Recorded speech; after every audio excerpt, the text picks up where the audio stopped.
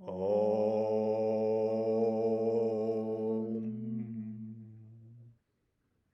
Oh yeah. That was good. There was some resonance there. All right, we're starting the podcast on a good Yes. note, literally. Literally on a good note. I think that, well, okay, before I get into that, Okay. I am with Julia Sokulski, Yes. Canadian certified counselor here, Qualifying. qualify. Soon. Thank you for qualifying that. Of course. Uh, My pleasure. at Vital Mind Psychology, and we are gonna dive in the deep end, maybe. Probably. Probably. Because this is usually what happens when Eric and I sit together is we are good at diving into the deep end. And yeah, we're in the pod. It's atmospheric. It's going to be really good. It's gonna be good. I'm excited. Yes. So, I have a place where I thought we could begin, Yeah, I love it. which is the world is kind of I think the world has always been losing its mind, right? Looking back at history and It's a time. chaotic place to be incarnated into, Yeah, Earth. I think it's from this is already see we're already going on these No, tangents, fuck it. but I once heard someone say, and I don't remember who this was, but he's like, yeah, when you die, like as a human from like this planet, and you've gone through everything, other things out there are like wow, like it's seen as something very very formidable, and like it changes the nature of I guess like I don't know your soul or whatever, and it's very intense. Like this is like the Yeah, intense. It's a very intense place to be, it is. and we have a very interesting perspective on that because like we work with people going through the intensity of life every day.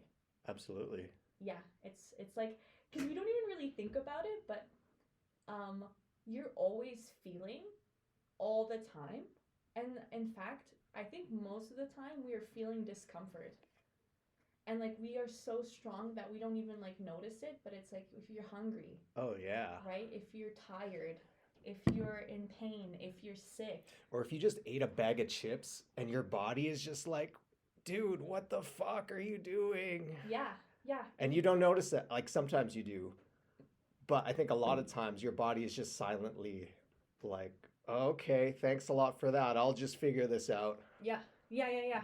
It just like somehow manages it, and we're always feeling, and it's I don't know. Sure. It's hard, man. It's hard. We don't even know how strong we are, I think, Yeah, having to be here. absolutely. Yeah. And I think if you tune into it, you might freak out a little bit Why do you say that? because we're so good at dissociating away from having to do that, Mm. maybe. And so I think like you enter into a counseling room with somebody like yourself or Mhm. myself, Mhm. Mhm. and it's already like, whoa, is it hot in here? Like I'm tuning in to this like experience rather than Yeah. not doing that. Yeah. And just the prospects of having to like confront the like inner core Yeah. piece is kind of terrifying for a lot of people. What do you think is so terrifying about it? It's I think we're always afraid of the unknown, like in a Yeah. general sense, and there's so much about us Mhm. that we just don't know. Even though like you're Yeah. you 24/7, it's Yeah. like why do you do the things you do? Why do I do some of the things I do? It's almost like there's like malware Yeah. installed in all of us to like Yeah. hijack some of the like most benevolent programming, Yes. and it's kind of scary to confront what all that might be or what it has compelled you to do in the past or what you might have to do to reconcile. Yeah. Yeah, and I think, okay, well, one, I totally agree with you. And I think we see this in, because I think therapy is kind of a microcosm for like what's happening in society more broadly. And like we are having to guide people through this all the time. Like what you're saying, like this terror of discovering who I really am. Because like I think in order to get to who you really are, you have to go through like all that programming, all that discomfort, all that pain. Like there's no going around it because like who you are is like right in the middle, right? Like Right. right at the center. And I feel that there's this interesting reciprocal relationship between what people are going through now and then what's happening, and like what we see in our therapy rooms, and then what's happening broadly as a society. Because I think people are starting to become very, very, very disenchanted with like how things have been. They're realizing what things aren't, what we've been, and that what we've been told things are actually aren't how they are. And like, Yeah. dude, like it's just 2025 and 2026, I think, has been some of the most destabilizing years in terms of what knowledge people have had to encounter about the world that they live in and the people who, like, I don't know, run it. Yeah. Is this like, is this Yes. the red pill? Are Oh, people taking the red pill? I think it's the red pill. I think some people take it as the black. I think it depends on who you are, how you take it. Because I think there's like some people that I've seen where they come across this information and it just kind of like destabilizes them and they Yeah. can't pick themselves back up. Absolutely. Like it's just like a vortex that is way too powerful. And they, Mm-hmm. I think maybe it would not be uncommon to feel like a sense of responsibility when you have knowledge. Like I know about these Yeah. things and now what do I do? And Yeah. usually the answer is not much. Yeah, that's In, the question. right? Yeah. Right. Like what do you do? What do you do? How do you fight the Illuminati? Yeah. I have my thoughts about it, but I'm curious to hear what you think. About what you do with the Yeah. process of confronting. Yeah. Like Okay. what do you do when all of a sudden you realize like that every person who you elected and every person who's supposed to be protecting you has been doing the opposite and in fact to the most vulnerable people? Like what do you do? Yeah. It's a pretty wild Yeah. idea. Yeah, because That, you're in a relationship with those people, whether you like it or not, because they control your world. yeah, totally. Yeah, Yeah. absolutely. So I took this real fantastic course in university, and I still remember it's a standout class. This guy, he taught me about Darwin. Uh huh. I think it was just about Darwin, but he also talked a lot about Nietzsche. Okay. Yeah. And so, the idea of like connecting, like what happens when you're not at the center of the universe and you're totally destabilized, like, oh man, we might have evolved from another being rather than just being created. Mhm. That's a really tough thing to confront. Mhm. And so, Mhm. Nietzsche's Oh got the shit. famous line of like, God is dead, Yes. which is kind of in response to that movement of like, oh no, we're not really the center of the universe, Yeah. with Darwin and Galileo kind of showing us that maybe we're not so special after all. Yeah. And so, what do you do when Oh. God is dead? Yeah. Like, you have to rise above that. You have to become the Ubermensch, which Yes. is like The Overman. the best version of you, I Yes. think. Like, Yeah. come to your highest power Yeah. and become the most self sustained, self fulfilled, Yes. most powerful being that you possibly can, Yes. because that's the only thing you can do Mhm. other than like descend into nihilism and just Madness. like give up. Yeah. I think that is really what we're all called to do. And I think you're right. Like this idea of it's funny because it's like my mind goes into so many places when I think about this, but I think I'll dial back the red string that's like nutting my mind at the moment. But I feel like when you feel helpless, which I think is what many people feel right now, and like these systems are really, really clamping down harder and harder on us. Like it really is happening. Like, I see it with my clients. I'm sure you see it with your clients. It's just like, I mean, the world always has been like sandpaper. I feel like on the human Right. spirit, but I Yeah. feel like there's a very unique kind of, what is it like? Is it grit? What is like the grades of sandpaper? Grittiness? I don't know. I would say so. Yeah, there's like a unique kind of grittiness about this situation where because like the external world seems so immovable and so illogical and so chaotic and frankly like anti-human a little bit, I think. Yeah. The only place where like the pressure that's being put on you is to go inside and discover that I think foundationally we're all untouchable to a certain extent, and that we do have a lot of power, like that Ubermensch idea. Yeah.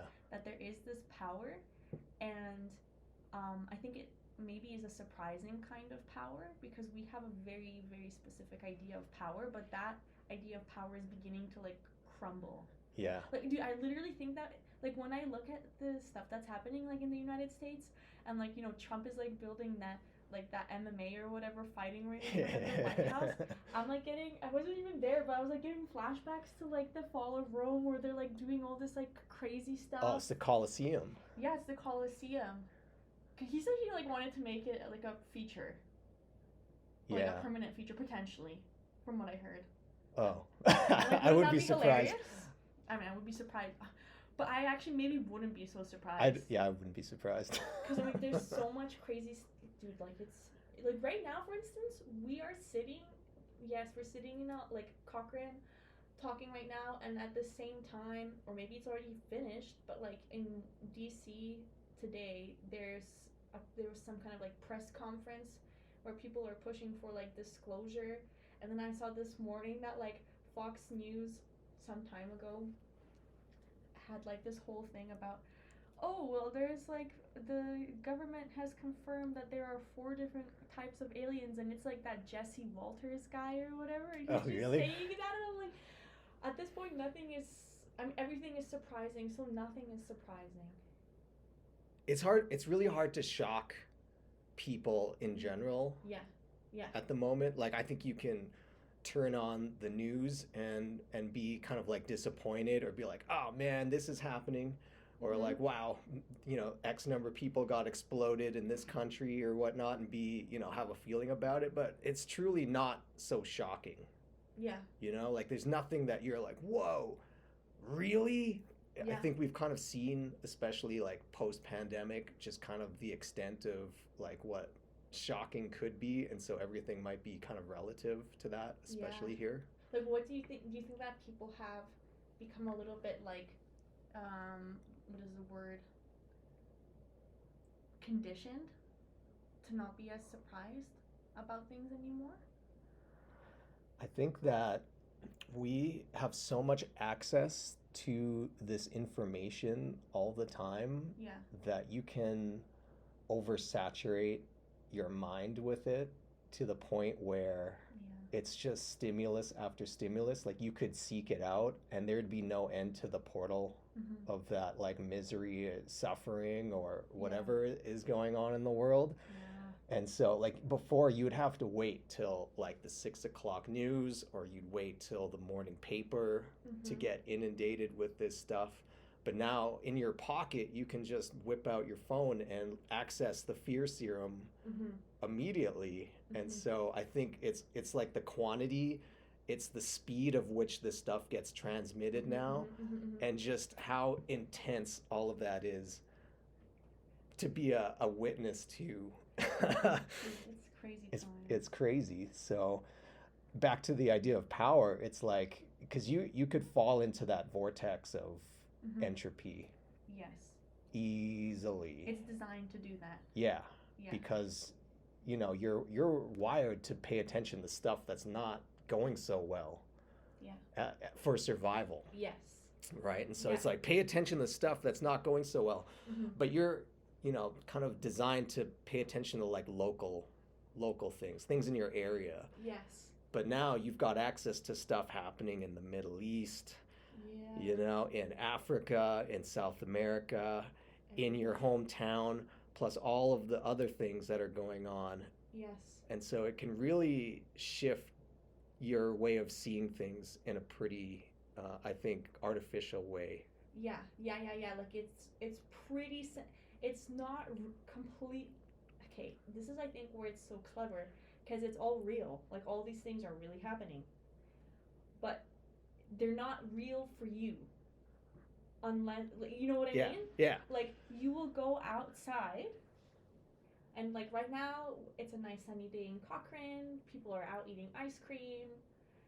You won't see that. So it's like the degree of. That's why it's so alluring, because it is technically real, but not actually real in a different sense. Yeah, and there's no counterbalance to it too. Yeah, it's not like, here's all the awful stuff that happened, And then here's all the diseases that we're working on curing, or here's the medical advances that are coming out, or, Yes. this barge of whatever got saved. Yeah. Yeah, dude, but see, that's the thing. It's like, because I have heard this message my whole life. Oh, they only show you the negative things in the news. They never show you the good things. But only really recently did I start critically thinking about that. I'm like, right, like, why not? Why not? They're doing it on, like, to think that there is no motive behind it, Yeah. I think would make no sense. Absolutely. Because you have these big corporations, okay? They're huge. Yeah. They're bringing in billions of dollars. And they're not neutral. They service and this is not even conspiratorial. Like, this is just like, you're just looking at it, I think, with a critical lens, but these organizations service people who have a lot of power. Yeah. They do. Because, like, why do you have a Fox News and why do you have a CNN? Well, I think, 85% of media that we watch is owned by 6 companies? Yeah, and how many people are at the top of those 6 companies? Maybe like a dozen? A dozen, and of those dozen, I'm pretty sure there's probably like one who has the, like, that's just how the world at this moment is designed, where it is hierarchical. Yeah. So there's like maybe 6 people, and of those like 6 people at the top of these organizations, which one of those 6 people has the most power, right? So like at one point there's like so much power concentrated on like a pin's head. Yeah. And like we do have to think about it critically. I think as a, like, the more I get into practicing as a mental health practitioner or clinician or whatever you want to call it, I feel very compelled to understand these things a little bit more, because they don't happen in a vacuum. Like, you could have someone come into your office and they are distraught about something that they read about that has nothing to do with their life, and yet their intention, their emotions, how they go about their day, how they feel about other people is changed all of a sudden. So like, these are so not neutral, and I'm very happy to hear that people are trusting it less and less and less, and that like its grip is kind of loosening in a certain sense.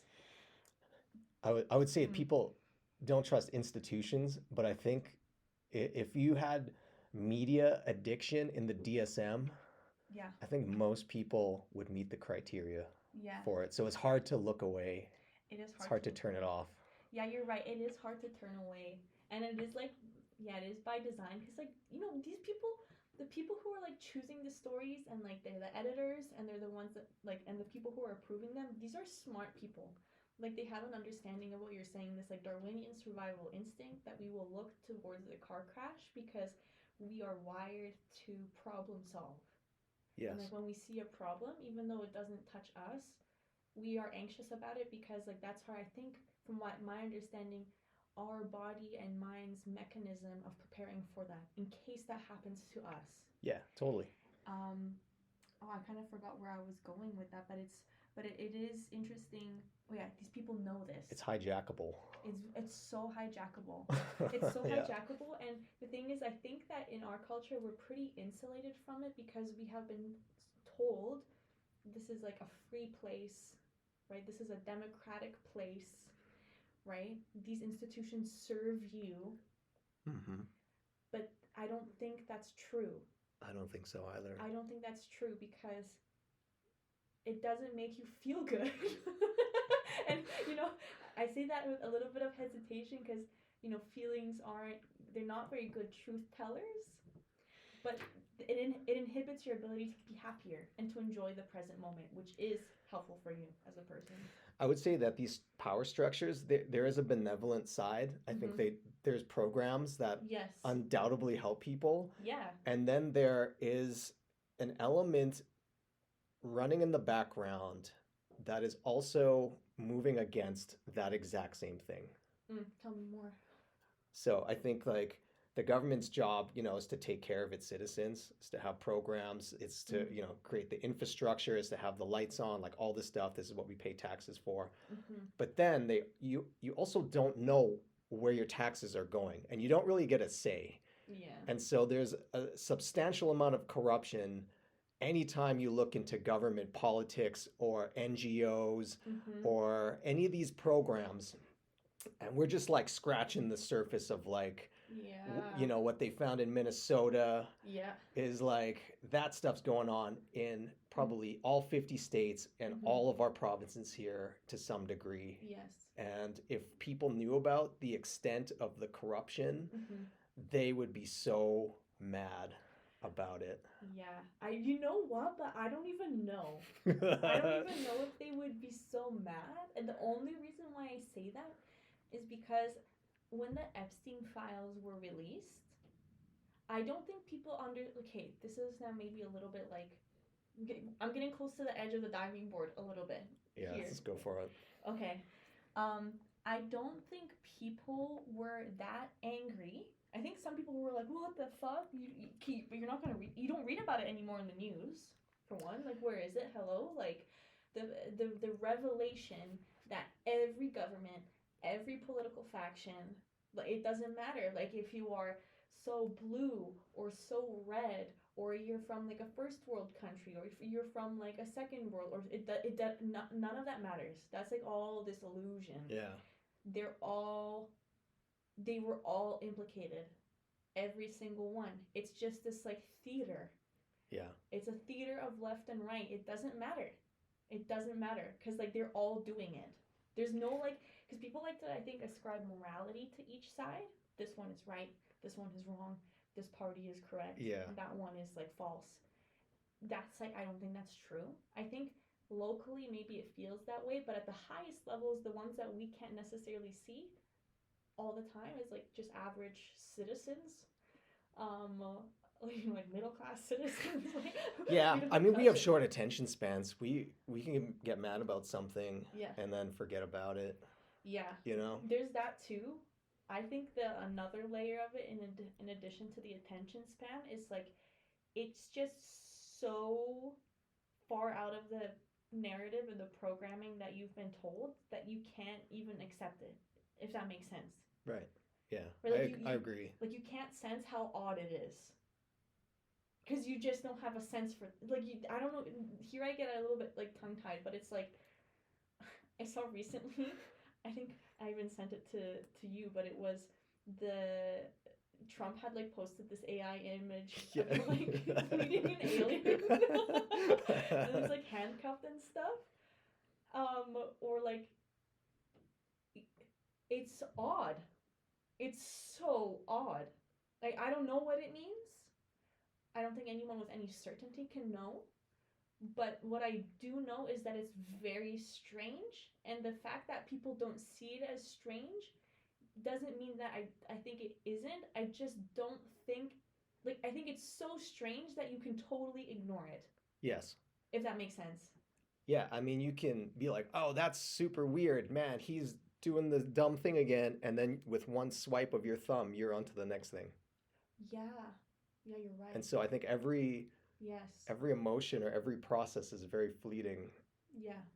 Designed by, I guess, the way that the whole structure, the app or the function of the product of social media, Yes. which is to get you to like keep doing that. And so you can feel something, but it's like, whoa, I'll just keep going now because there's Yeah. something always around the next corner. And so I think, you know, we're almost like trained to, you can feel something, you can be upset about something, you could feel even good. You could see like a dog video and be like, oh, that's so great.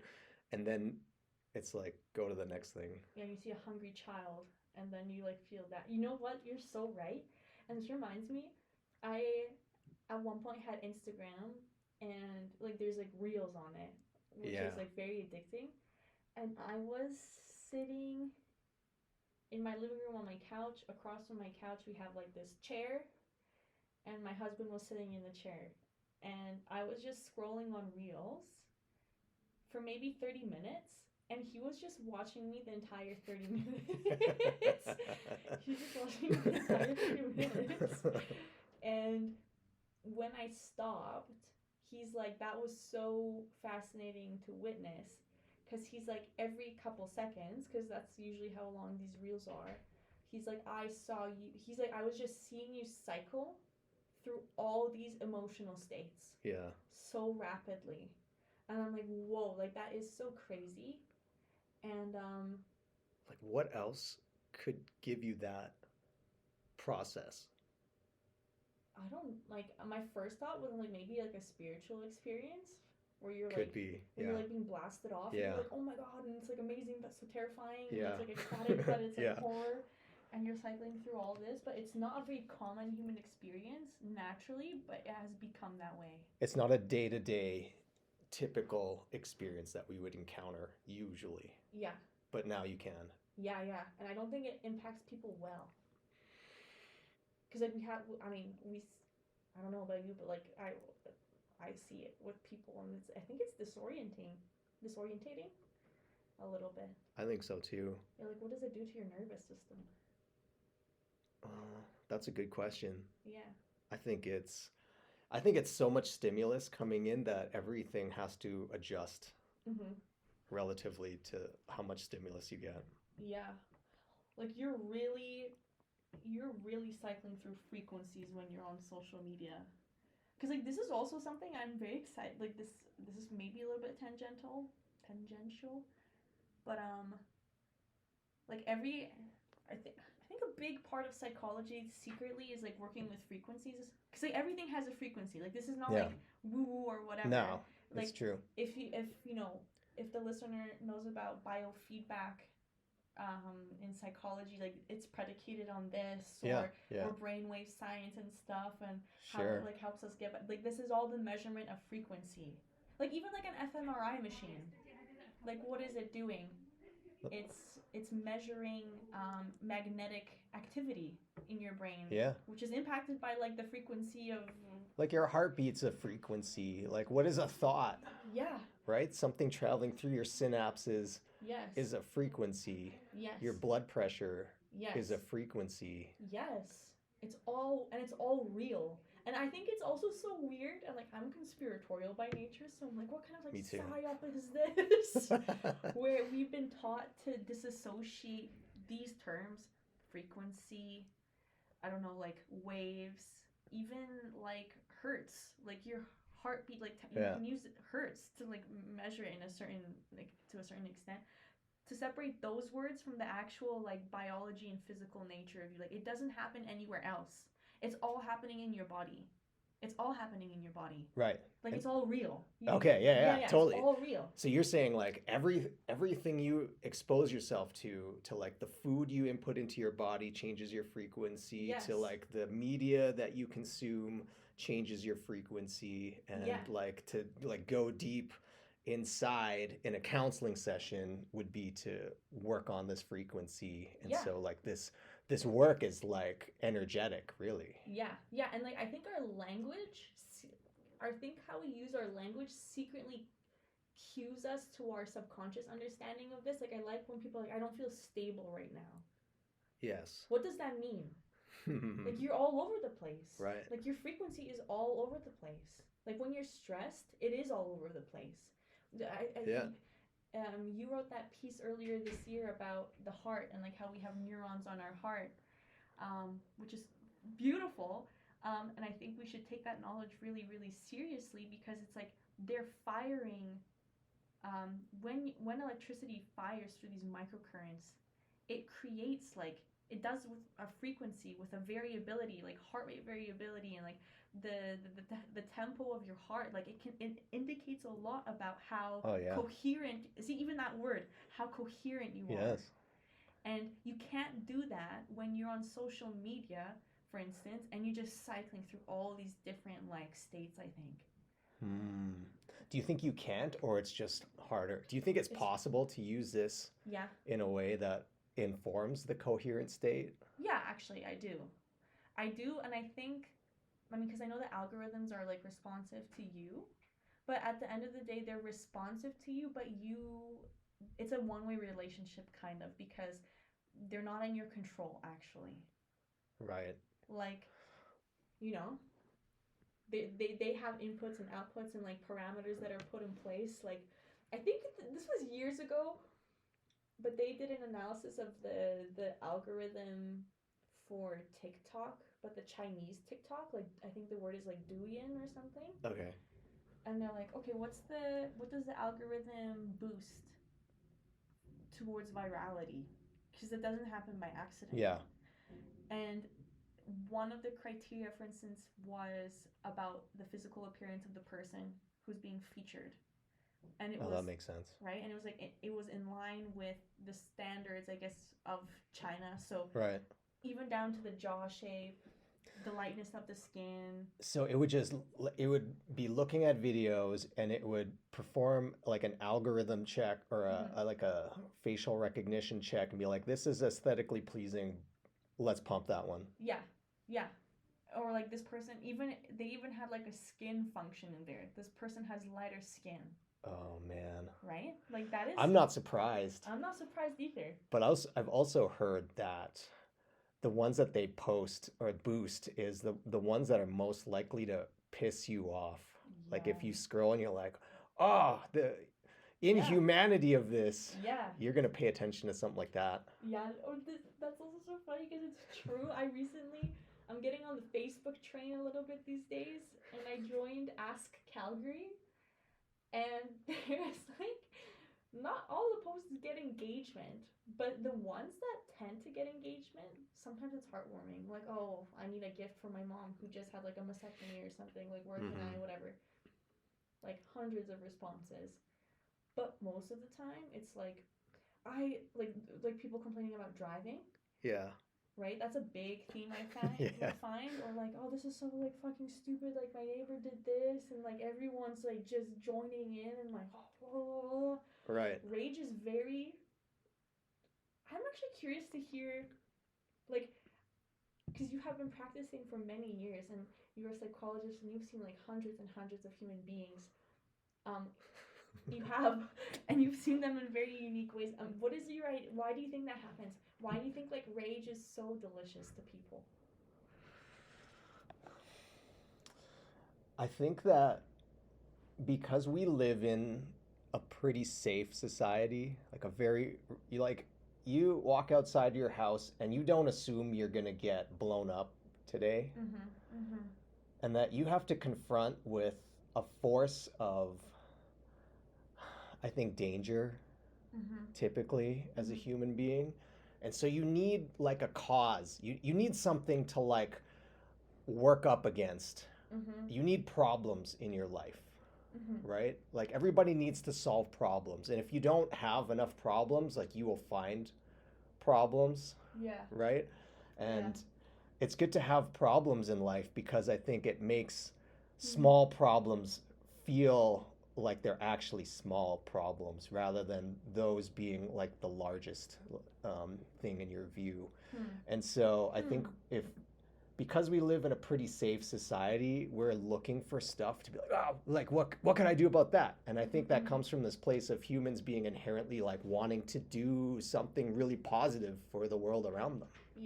Right? And so when you like latch on to like, oh, there's this injustice occurring in the community, this person vandalized a store, you'd be like, oh man, that just makes me want to do something, right? And so this rage is a force to like, what are you gonna do with that? What kind of change are you gonna create with that? And so you can either enact on it and be like, oh, I'm gonna help this person, or I'm gonna do something good for the community, or you could get on your keyboard and be like, what the fuck? I hate this is going, you know. But either way, I think that part is being fulfilled. Like I'm this white blood cell noticing this like cancerous thing occurring out there, and now I've got to go and do my part. But it's like a stimulus. You're right, because it's like we don't tend to see rage that way, I think, and maybe every other negative emotion, because it's uncomfortable, and we get really sidetracked by that fact. Because like if you, and this is I think what happens in therapy, where like you have to feel that bad emotion and you have to understand what it wants you to do. And like rage is one of those emotions that is so active. Actually, in the brain, when you experience anger, and rage, it activates many of the same regions that, for instance, happiness and joy activates. Oh yeah. And the reason why, which I'm like, this is so curious, the parts that it activates are the parts in your brain that simply they make you move forward and approach. Yes. I totally believe that. Yeah. Because I think rage is like the force of action to create some sort of change. Yeah. If Yeah. you don't have that, you could get walked all over Yeah. in your life if you don't get mad about, injustice. Yeah. You could just be passive and allow those things to happen. Yeah. Not only to other people around you that you might care about, but maybe yourself too. Yeah. Yeah. And the I think the art of having emotions, actually I think the art of being human is learning to have emotions productively. Cuz like you can't get rid of your anger, you can't get rid of your sadness, you can't get rid of your joy. You can't. Like it's just you have a nervous system. Like this is just what it's going to be like. Mm-hmm. But every emotion will tell it's they're not good truth tellers, but they're good compasses, I think. Yeah. And anger, yes, it is the force that prevents injustice. If something is happening to your kid, it's the anger that's going to like make you fight for your kid. Yeah. You know? You should feel it. You should feel it. You should feel it. You should feel it with tact, because sometimes if the emotion gets out of control, then it begins to backfire. Right? You become like tyrannical, you become like an asshole, nobody likes you, you're angry all the time, like your blood pressure is messed up, like your heart is getting weaker. Yeah. And like because it becomes the frequency, man. Yeah, like you have to do something with it. Like and we have a really interesting story that we tell about emotions, because we tell ourselves a lot about them culturally. Like, and it depends also on what kind of like social location you inhabit. Like if you're a man, there's a very interesting cultural narrative about, let's say, sadness and like vulnerability. Right? Yeah. And those emotions they're neutral. They're uncomfortable, but they're like foundationally neutral. They're just this chemical reaction, this frequency of consciousness basically that you're tapping into for that moment. Yeah. And then all of a sudden you have all this programming that tells you don't feel that. Because the moment that you feel that, you're like a pussy. Don't be a pussy. Yeah. Yeah, get up. Yeah, Stop crying. Yeah, exactly. Like, your tears rolling down your cheek and you're just like trying to put it like back in your tear duct or something, and you're getting angry at it. And then I think then problems start to happen, because like we become very polarized against our emotions. Right, because every time that emotion comes up, now you're like, whoa, put that back in the box. I can't feel that. Yeah, because I don't want to be a pussy. Yeah. Yeah. And I'm like, is that true though? Like it's not even yours. Someone gave you that story and basically threatened you. They threatened you, saying, if you really simplify it, don't feel this emotion or else. Or else you're not going to be part of the team. Like you can't play hockey. Yeah. Or like you can't play with your friends, or you're going to miss out on something. Yeah, we're not going to like you. You're going to lose big time. Yeah, you're going to lose. You're at the bottom, right, of this like whole friggin', you're at the bottom of the group, you're the lowest tier, you're the weakest one, and we don't like you. Right. That's the threat. That's like literally the gun at your head. That's life or death. And I think that's why there's such a resistance against it, to be honest. I think a lot of the time, I think we do see our emotions, I think some people, maybe more than others, but see it as life or death. Like, God forbid, for instance, that you show a crack of your humanity. There are some people I know who, like, let's say, come from cultures or families where it's like, it's unacceptable. Right. It is unacceptable. Well, I think to be shunned is in your mind to die. Because it totally evolutionarily is. That's what it was. Yeah. If you got kicked out of the tribe, good luck surviving. And so don't go against whatever the tribe is doing. Yeah, and it's so interesting too, because that's like this whole other thing about the human condition that we don't realize, which it is a practice in vulnerability. Because I don't remember what the name of this is, but there's this whole field of like study, I think it's like anthropological study, and has intersections with biology, where all it does is just show how weird the human being is compared to the other animals on this planet. And then like it studies the teeth, it studies our knees, our backs, our lack of fur, our very muted senses compared to basically every other Oh yeah, mammal. we're so weak. We're so We're so weak. slow. We're so slow. We can't. This is not mine. I'm using it from this like indigenous. I think he's dead now, but this indigenous leader, and he's like even a flower can grow in the snow naked, and not a Right. human. Yeah. Like a little flower can, and we can't. So it's really about being vulnerable. It is the task at hand, and like we have done everything I think to make it seem like we are not, and we are Yes. not in some ways. Like we're super strong. Like we've Yeah. taken over the planet.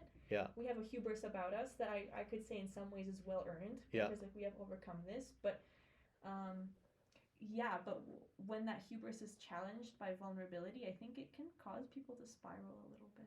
Absolutely. Yeah. So we're back to this core of like confronting Yeah. this core that's really difficult. Yeah. It's pretty damn hard to confront it because so hard. you're simultaneously super vulnerable Mhm. and also super powerful. Yeah. Yeah, I think this is the trick. I think this is the trick of uh, being human, which is realizing that our fixation on opposites, right? Like dialectics, paradox, yin and yang, like these are symbols that have, you know, masculine and feminine, powerful, not powerful, this duality that we've been so fixated upon for so long across all culture and time.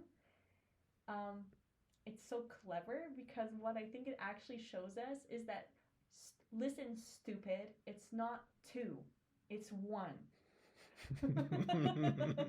I think that's what it's trying to show us. Can you say more about that? Yeah, I've been actually thinking about this a lot because I'm very interested in understanding femininity because I have this belief that I don't think we've ever understood it ever. Unless, and if we have, it's been long since forgotten. Like, I don't think we have record of our understanding of it because it's like right now we live in a. Okay, now I'm really trying to find out where to go from here because I may have to like really go for down it. a road. Okay. Let me just write down your question so I remember it. The duality thing. Okay. Duality. It's one. Okay. Yeah. Okay, so I think the paradigm that we inhabit right now is a masculine one, which is not bad or anything, but I think it's just what it is. And it is the masculine paradigm is a hierarchical one. It is a dual one. There is me and there is other. Yes. There is top and there is bottom. Yeah. There's man and there is woman. Hierarchy. There's hierarchy. There's masculine and feminine. Even that assertion is a masculine way of looking at it. Right. If that makes sense.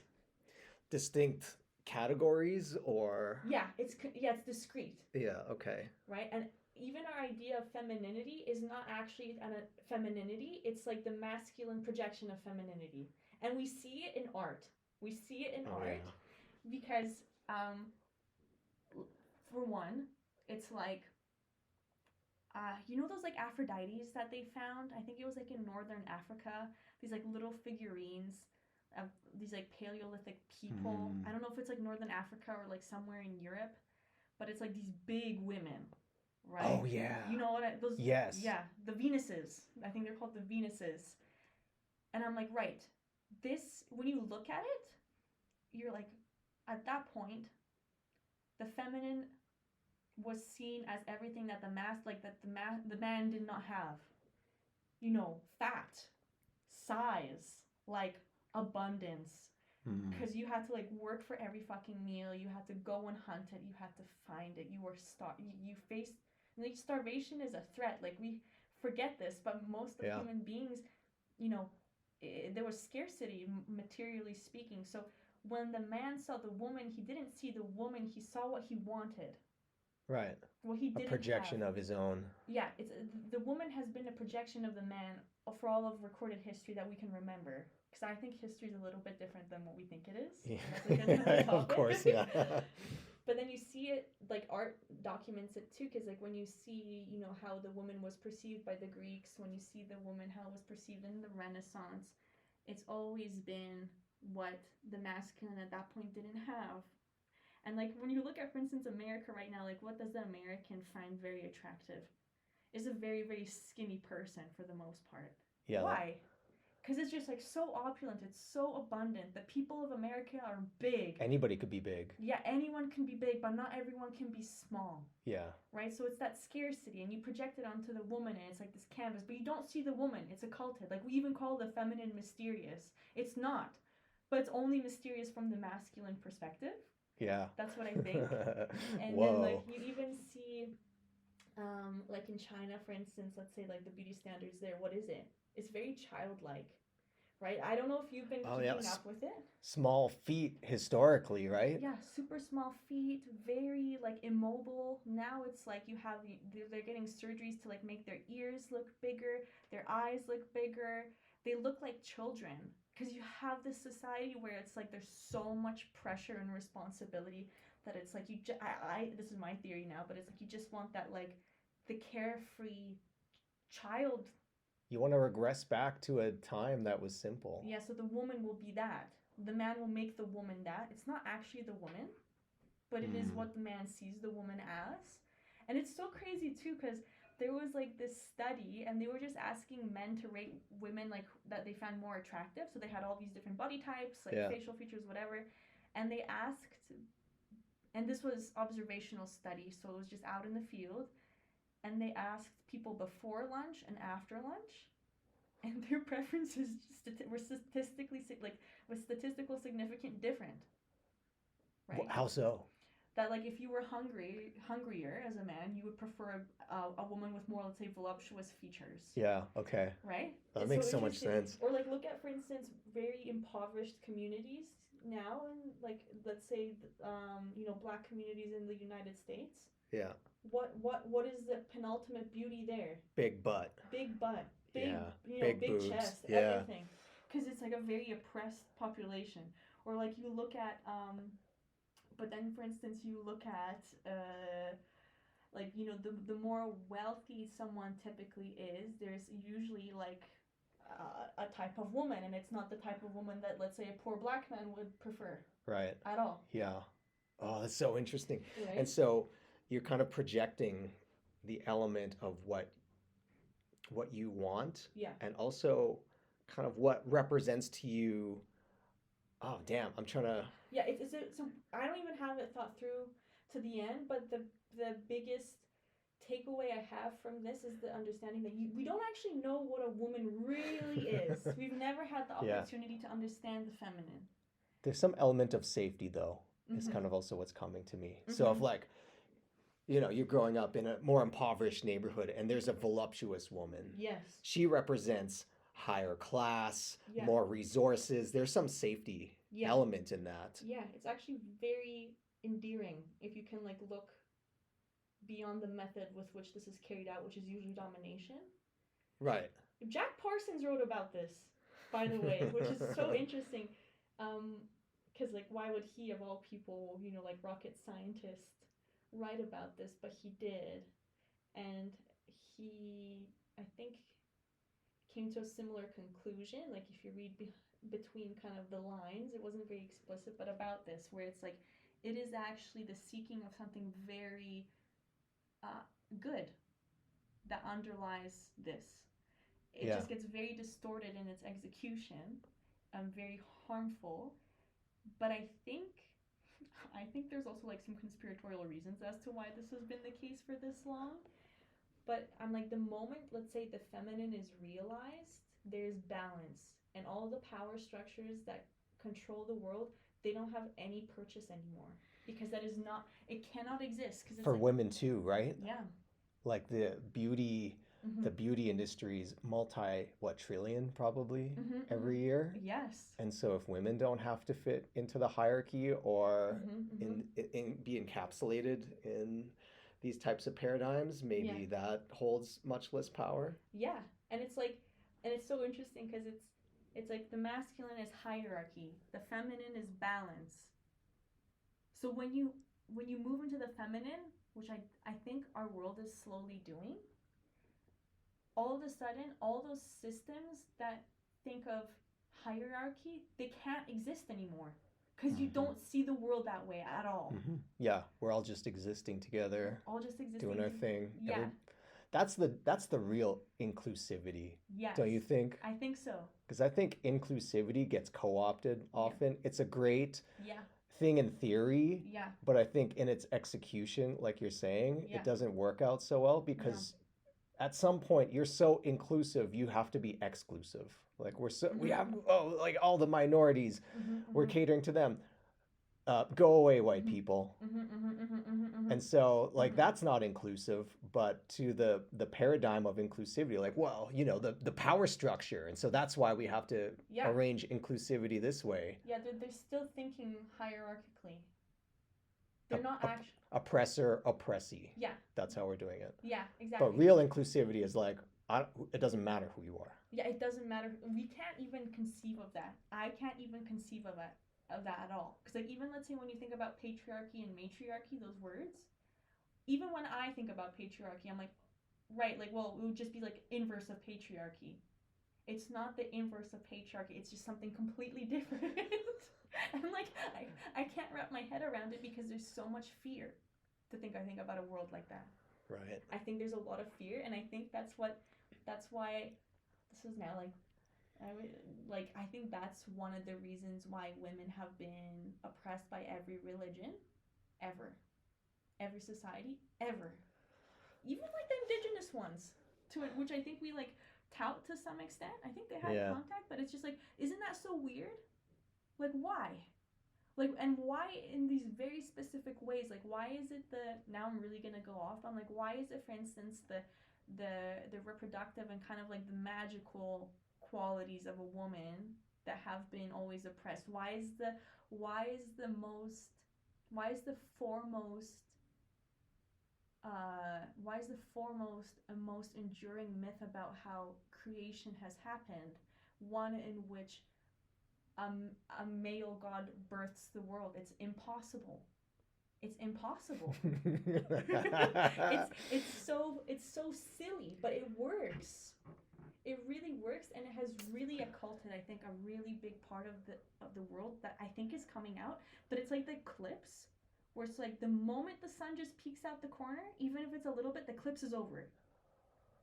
The shadow. That's how threatening the paradigm is. I think that's how threatened it is. Yeah. I think that I totally agree with what you're saying, but I also wonder about how balance is a beautiful thing until you have to run up against certain forces in life. Oh, I'm so excited to hear this. One would be conflict. The other would be scarcity. And so if you're competing or you have to do something to survive, balance already goes out of the window immediately. Yeah, you're right. And so you have to adopt that masculine hierarchical type of paradigm to get you through that. Yes. And I wonder if it's kind of difficult to stop doing that. It is. It is on this planet in the third dimension. Because like this is the nature of this planet. It's really hard. Like you are faced with scarcity, and you are faced with discomfort, and you are faced with death. And also the thing that makes it so hard to, and what has made it so hard forever to, I think, not transcend, but to switch into this other way of looking at things, where you don't see the two parts, but you finally understand the whole, right?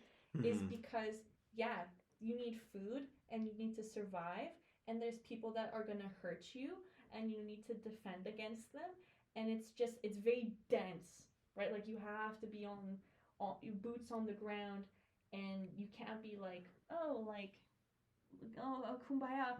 No. Yeah, you're gonna get annihilated. You'll be annihilated, and it makes sense. But I'm really bad with names, so I'll probably have to find out who this was later.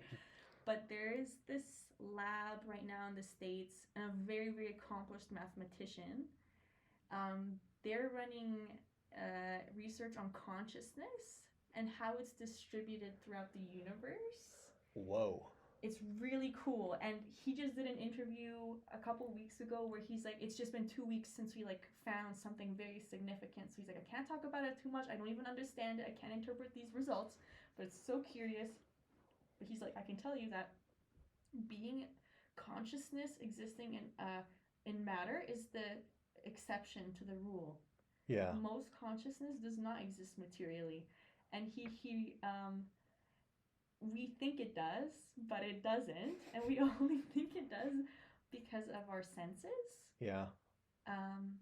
Because we prioritize material, what we can see, what we can touch. And like, what happens when that changes, right?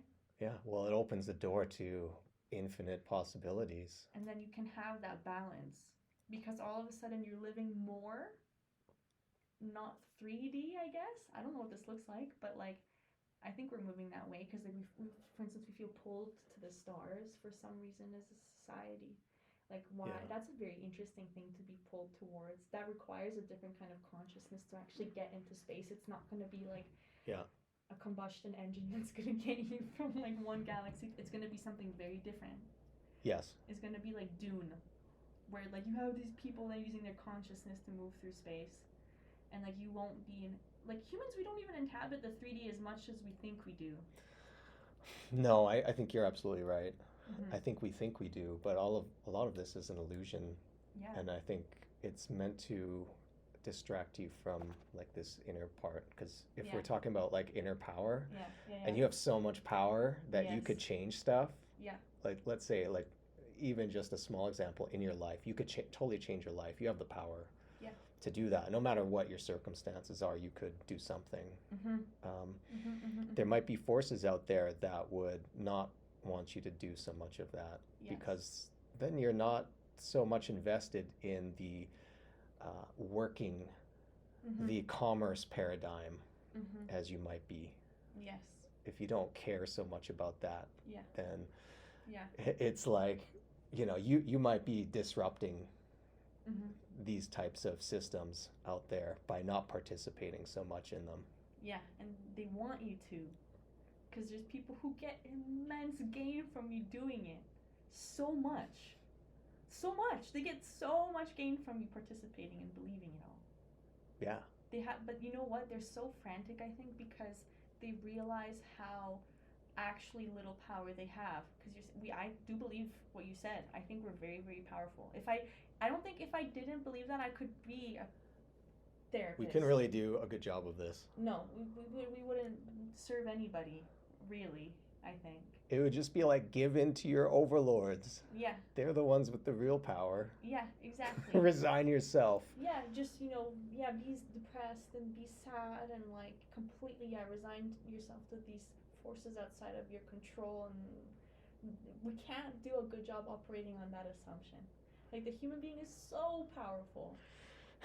Do you think, well, it's interesting how when we talk about something like the placebo effect, how it's always, not always, but often the component with it is just. Yeah. The minimization of the most insane thing that we know of, which is that you can change your body just by thinking about it. Yeah. Oh, just the placebo effect. No big deal. It's just a placebo. Yeah, you totally changed your biological structure because you thought you took a pill that did that, but it was just you all along. Yeah, it was just you all along. That's the thing, that's the most beautiful realization, that it was just you all along. I think like when people, I haven't realized that, but like when people realize it, I feel like that's already like, wow, like you are different. But the placebo effect is very interesting because even in therapy, like, this is really arbitrary, but it's still interesting. Your expectation for how the process is going to go impacts a portion of around 15% is what they say. Yeah. Once again, that's arbitrary, but of how it's going to go. I can't imagine why it wouldn't impact. Yeah, and it's so funny because it's like, we're like, well, that's make-believe. We really diminish it. But I'm like, no, like, be critical about it, and you realize how cool this is. Because, like, we think, for instance, thought, behavior, and emotion are real, but when we think about imagination, when we think about creativity, we're like, this is just like add-ons. Stop daydreaming. Yeah. Get into the real world. Yeah, and we see it as so stupid sometimes. Sometimes that's a problem to be fixed. They really do a good job of stamping that out of especially kids Yeah. in school. Like if you're a little too, imaginative, they kind of do a good job of being like, now it's time to like put that away and we're going to do story time. Yeah. Or we're going to do this. Like you have to follow the script. You can't really deviate too much from it. It's funny because we punish it and then we long for it. Because then we're like, I wish I was like a kid. Like the feeling of you can do anything is such a good feeling. Hold on to that. Hold on to that. I don't know if you ever got that advice, but it's like, hold on to that. I would say so. Yeah. I mean, I think I had an awareness growing up that it probably would be different. Like I couldn't imagine fully what it was like to be an adult as a kid, but I could kind of conceptualize it just by observing the adults around me and just how they were preoccupied with certain things that like us kids, like me and my classmates or friends, like weren't so preoccupied by. Yeah. And it's like this trade-off of responsibility, right? It's like you can't wait to grow up because you're like, oh, I'm gonna like eat chocolate cake for breakfast and I can pick my bedtime and stuff. But then you get there and you're like, oh man, I gotta pay for all that, and I gotta pay to be here. Yeah, I gotta pay to be. There's like a admission fee that I didn't really anticipate every month. And so I think that's the force that really like chips away at the imaginative process. Is like, well, I could like dream about stuff or I could paint or, explore that, but that's not really going to put food on my table today. So I'm going to suck it up and go to my job. Yeah, exactly. And we have designed it this way. We have. Like, this hasn't come out of nowhere. Like, humans over the centuries, their efforts have culminated, their efforts to survive have culminated in this way of living in the world. Like, this is all our fault. We kind of screwed ourselves, didn't we? Yeah, and like I have a lot of compassion because like to kind of go back to what we were talking about a couple minutes ago, it's hard to be here. It's really hard. It's really hard. Yeah, and like but unfortunately we make it harder for ourselves. Right? And so some balance would really help with this. I think there's got to be time to like have the masculine, like you've got to go to work. You can't just be like, I'm gonna. I guess you could technically, like people do. Yeah. But ideally, there's some force that compels you towards some sort of action that you've got to take to conquer something, to like improve yourself, to share something with the world, right? And then there's got to be some time for you to back away from that and not be in that state and find something else. Well, it's funny because it's like disequilibrium, and noticing it is what brings everything back into equilibrium. So I think we're going to go through, like, I think cosmically, like, I think the human being is always evolving, and I think we're really evolving now. Absolutely. And I think there's going to be shit that happens in the next decade or something that's really going to, like, light that fire of evolution, like, burn away a lot and, like, leave something that we didn't expect behind for the better. But it will be the masculine fight that gets us to that point. That's going to be like the vessel for it. And then I don't know what waits for us. I think it's going to be really cool. Because like when I think about, both you and I have an interest in like psychedelic therapy and like what does it do to a person and like what do you encounter when you have an experience like that. You witness all of a sudden, many people do, like a form of intelligence, a form of consciousness that is not embodied. Yeah, totally. And what is that like? It is so different than being embodied. It's like everything moves at the speed of thought. It's imagination that's the vehicle for your existence, right? Well, now that you say that, it's also a way of destroying the hierarchical structure. It's like ego death is an often cited phenomenon in these ways, like the sense of oneness with the world. Like, oh, I'm not that distinct. Like I'm in a meat body, but I'm also like kind of tethered to everybody else too. And if I do something against my fellow man, I'm kind of like hurting myself too. Like you kind of realize these things. Yeah, because there's just no duality. That's what, it's just one. Right. And that's why I think many of these experiences. It's like, you take ayahuasca, it's Mother Ayahuasca who comes to you. It's many of these like feminine entities that arrive, like these Yes. mothers, these goddesses, these daughters.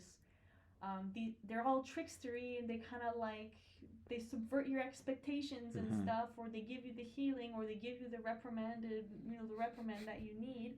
But it's like that's how we conceive of that way of living, understanding. It's very it's, I don't know why, but it's like a feminine thing. But we'll realize that feminine isn't woman, feminine isn't the opposite of man. I think one day we will realize that it's just something different. It's a frequency. Yeah, like how I think man and masculine and woman, a masculine and feminine. Right now we see those concepts in the 3D, like if a fourth dimensional cube, I think it's called like a tesseract or a tetrahedron. Yeah. Like if it came into this world, or let's say a fourth dimensional sphere came into the 3D, all you would see is a sphere getting bigger and then smaller again. That's what we would see, but that's not what it is. That's why I think masculine and feminine duality is like that. There's a higher order structure that we can't perceive in the third dimension, but when people leave the third dimension and they take a psychedelic drug or they have a spiritual experience, they get a little flavor of what it actually is. Oh man. I think. That's so cool. Because I think you're right, because this existence is very hierarchical, as you're saying. And so we live and breathe that all the time. Yeah. And we uphold it, and we participate in it, and we defend it, and we need it.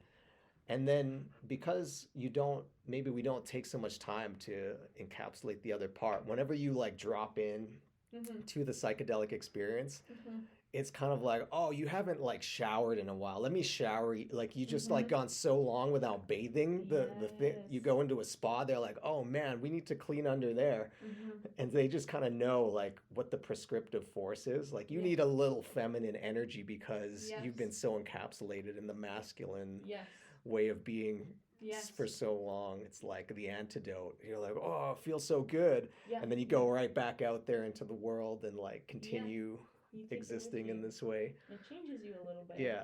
Yeah. Absolutely. Yeah, it's very interesting because it's like, and then also it's interesting that these, rites and rituals and substances that elicit this experience have historically been very either occulted, not everyone could have access, or just oppressed. Yeah, it's very esoteric. It's very esoteric. And so you gonna get glimpses of this, and I think they appear in sacred texts. They appear like they're very subliminal. But I think if you know how to interpret these things, these go back into ancient history all the time. All the time. Yeah. And so like like the apple in the Garden of Eden, it's like the ancient Hebrew translation is really like it's just fruit. Yeah. It's just fruit. Like, I don't know, we ascribe apple to it. Yeah. But, some historic scholars or people who study these ancient texts, they're like, it could be a mushroom as well. Do you know Brian Morarescu by any chance? No. He's really cool. He wrote this book called The Mortality Key, and it's an exploration into early Christianity and mystery schools and their use of psychedelics. There's literally, I think, a fresco in the catacombs of Rome, if I'm not mistaken, where you see Christ, and it's all these like mushrooms growing around him. Yeah. Okay, yeah. Well, I've seen stuff. I don't know if it's the one that I saw, but the Amanita muscaria shows up a lot. And ergot. Yeah. Which is where LSD comes from. Yeah, right? Yeah. It's interesting. It's curious because it's like we know this stuff. It's also very interesting, I think, to read. I think Gnosticism is really cool. And there are certain Gnostic texts that were written by women, and their experience of the divine is very interesting. There's this one I really love. It's a poem. It's called The Thunder Perfect Mind. They don't know who wrote it, but it was like a woman, And Sounds epic. it's so epic. It's so epic because it's all about like duality.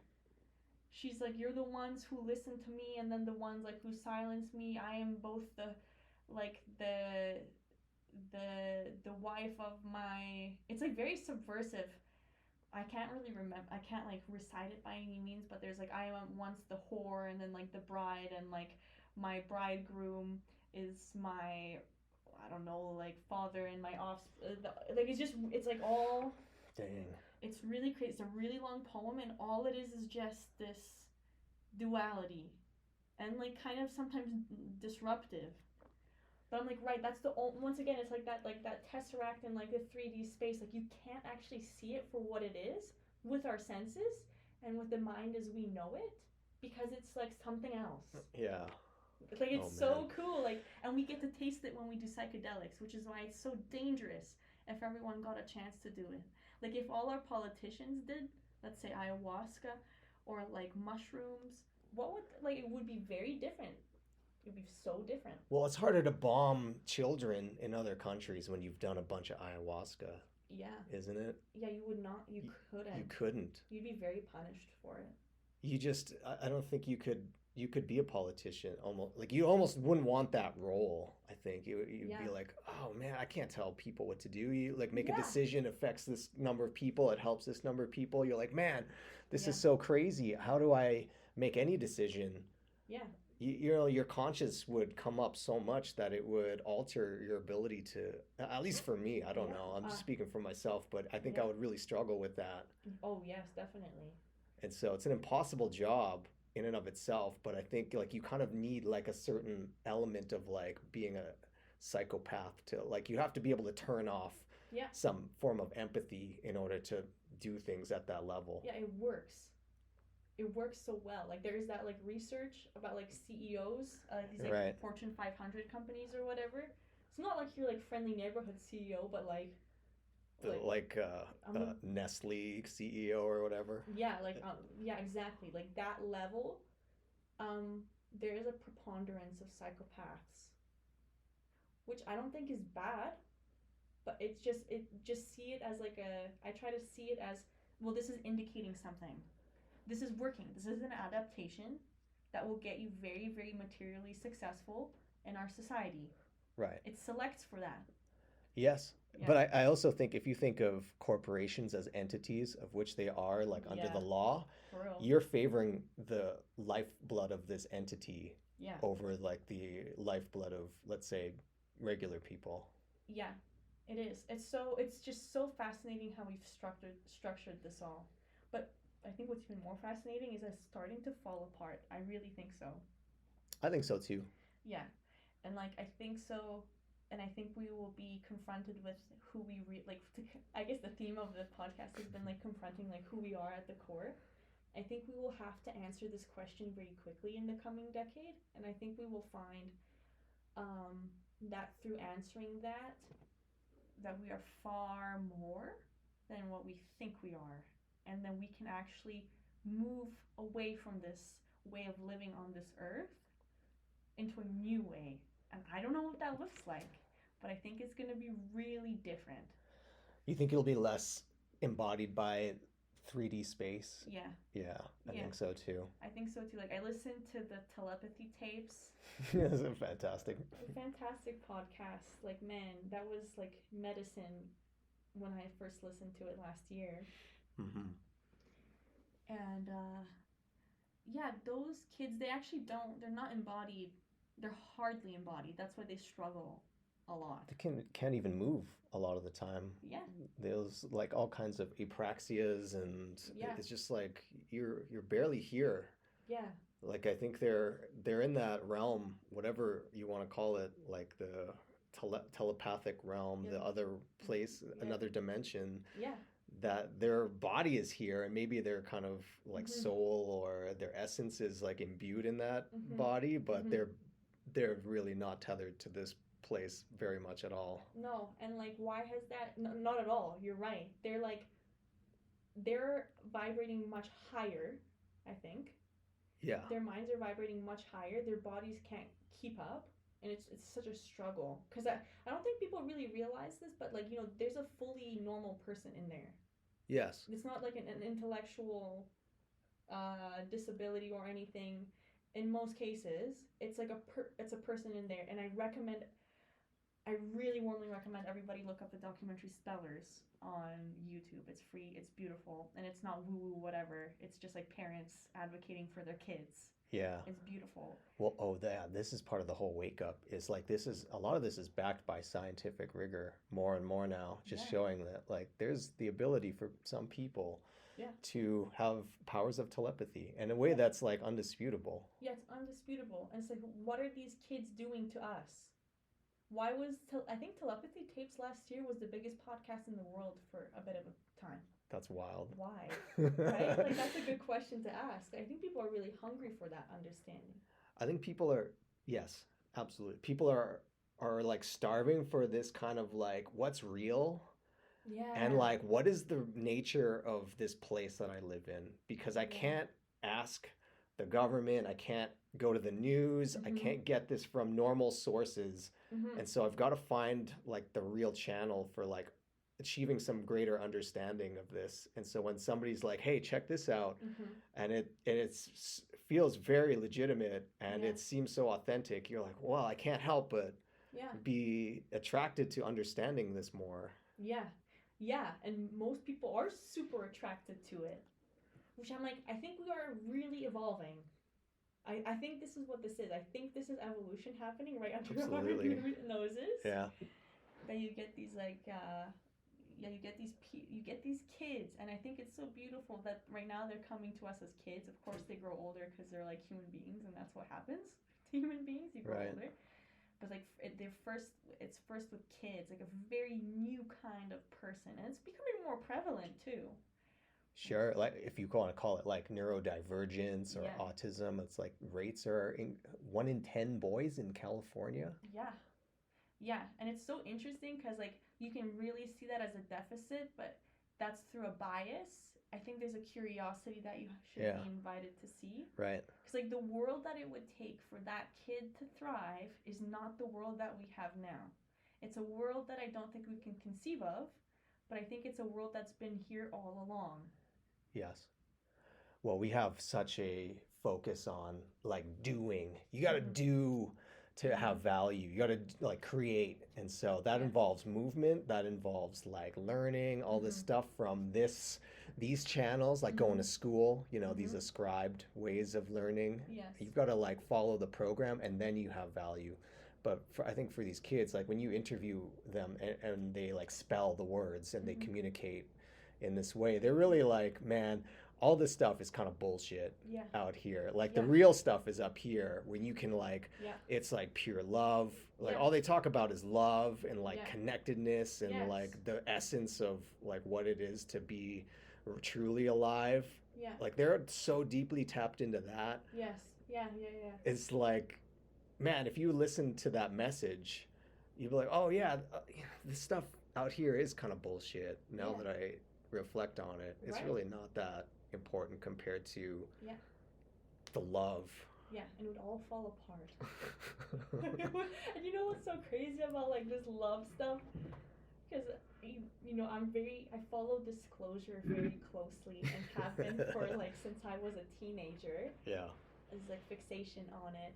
And recently, on American Alchemy, which is also interesting to think about this because it's like, oh, here you have Jesse Michaels, he works for Teal Capital and stuff, and like he's a powerful person. Like he's a very interesting history if you can find it, which is like it's a little bit hidden, but it comes from like a very wealthy family.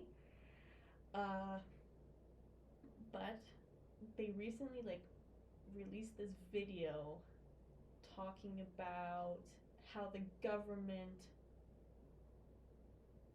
researches this stuff and how it's tied to a whole bunch of interesting conscious-based phenomena. This is the CIA? It's all of it. It's like the CIA, it's like the NSA, it's like it's also all of these organizations that we don't even know about. Sure. Like all of these black ops, Black Ops, and these organizations, like you know, Bigelow and Lockheed Martin and all of these whatever. Anyway, you research Mm. it, but at the end, so he's going about this and like he's dropping like crazy mad stuff. Like what the fuck? Like all this like technology that we have like that these things have access to and all of these reports. I don't know how much it's all true, but what I thought was so interesting at the end is that he talks about like, okay, well, how do you summon like a UFO or something? He goes really crazy, and I'm like, whoa, like that's a crazy thing to drop in a video, especially with the cultural power that you hold. Uh, it's love. Oh yeah. He talked about that. He's like, these people, they it's love and the interface of consciousness and love Hmm. and how powerful it is, and it's literally a vehicle. I think that's how we're gonna.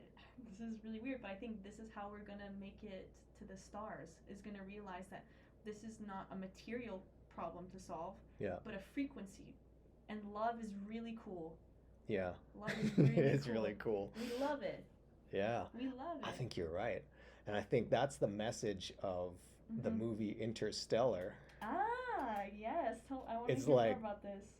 okay, because this guy's in another planet, Mm-hmm. like light years away from Earth. Yeah. And so any message that he could try to send would take like longer than his daughter Yeah, his daughter. his daughter has Yeah. to live.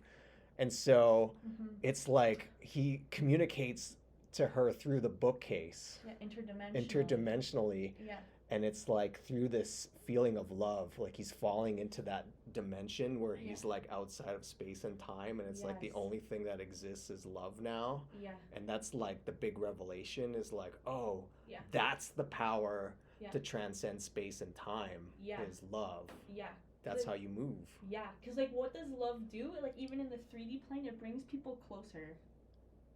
Yeah, it's a connective force. Or like it connects you to like anything. Like you could be like, man, I love playing basketball. Yeah. And so it's like, what is the force that binds you to basketball? Well, I love this so much, I can't stop playing it. Yeah, like you're always, yeah, it just, or like if you love someone, like you, let's say you live in the same house, if you love them, I don't know, like if your dog loves you, it's like you're just cuddling all the time, you're sitting beside each other, you're spending time.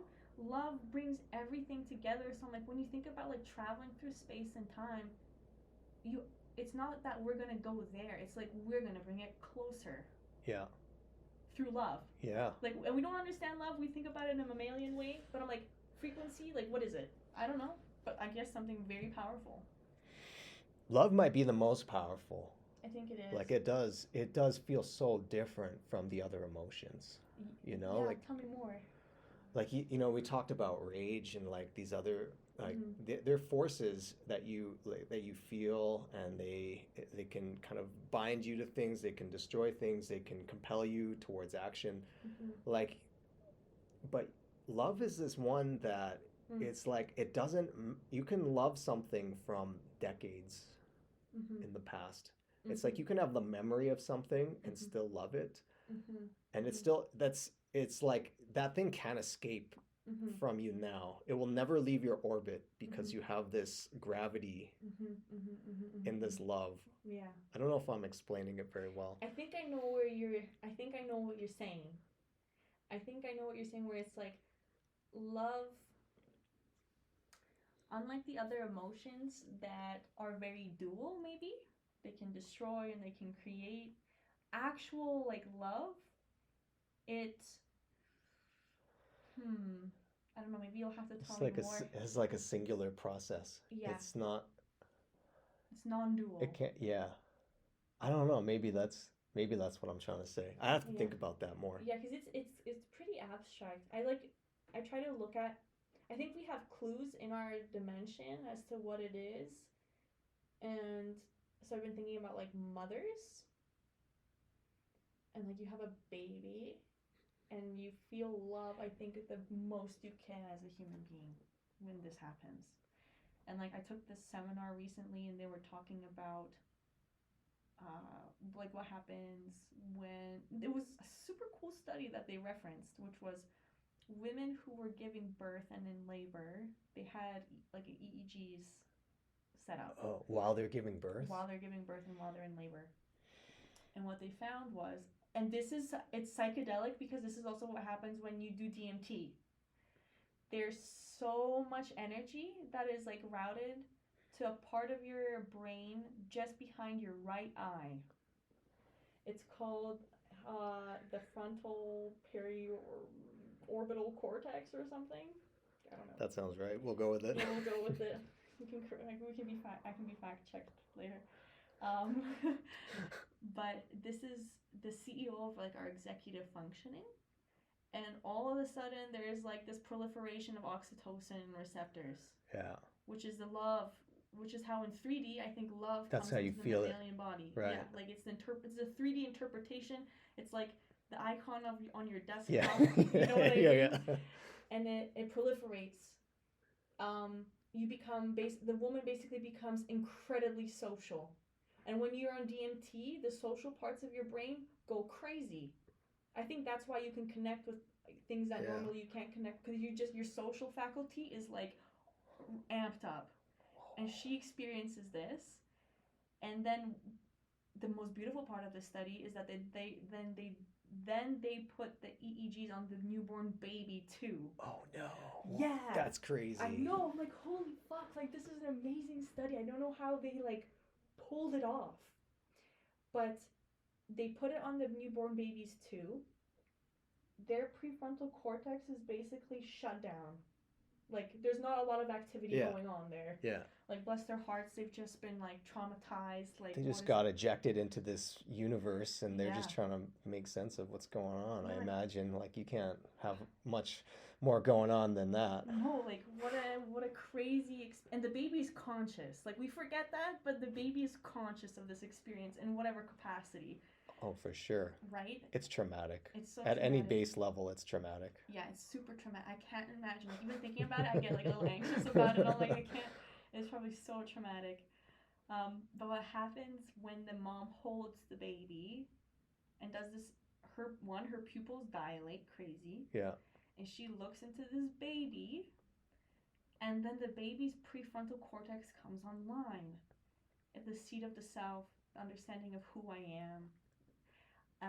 And it is kind of like, I don't know, for me, when I heard this information, it made me realize something about the power of love, which is it's an awakening thing. Yeah. And like, and it's like it's mind meld. Like that's what the mom and the baby are doing. They're just she's just looking at the baby. She's just touching the baby. Yeah. There's no words spoken. The language doesn't mean anything just yet, and it won't for a while. But yet, like this happens, this transformation in the brain. This baby becomes who it is. They're forming this deep, connective yeah.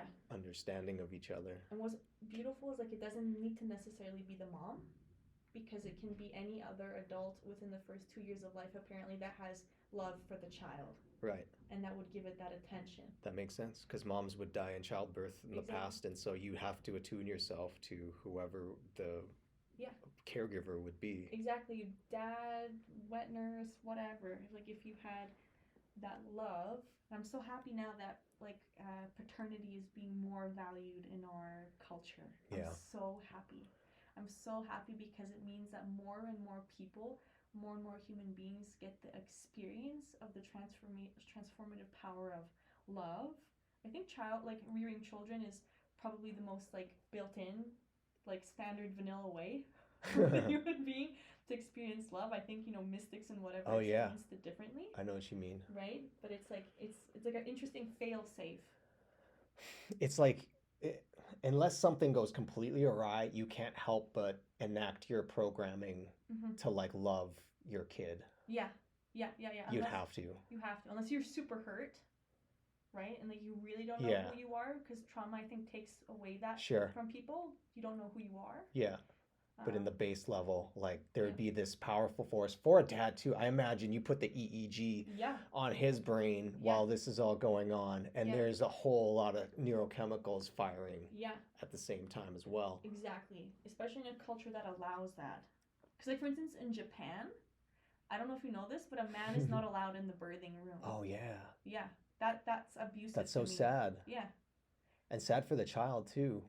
Yeah, it's sad for everybody. Or like this idea that, um, yeah, we've really marginalized fathers culturally and like, It's such a shame.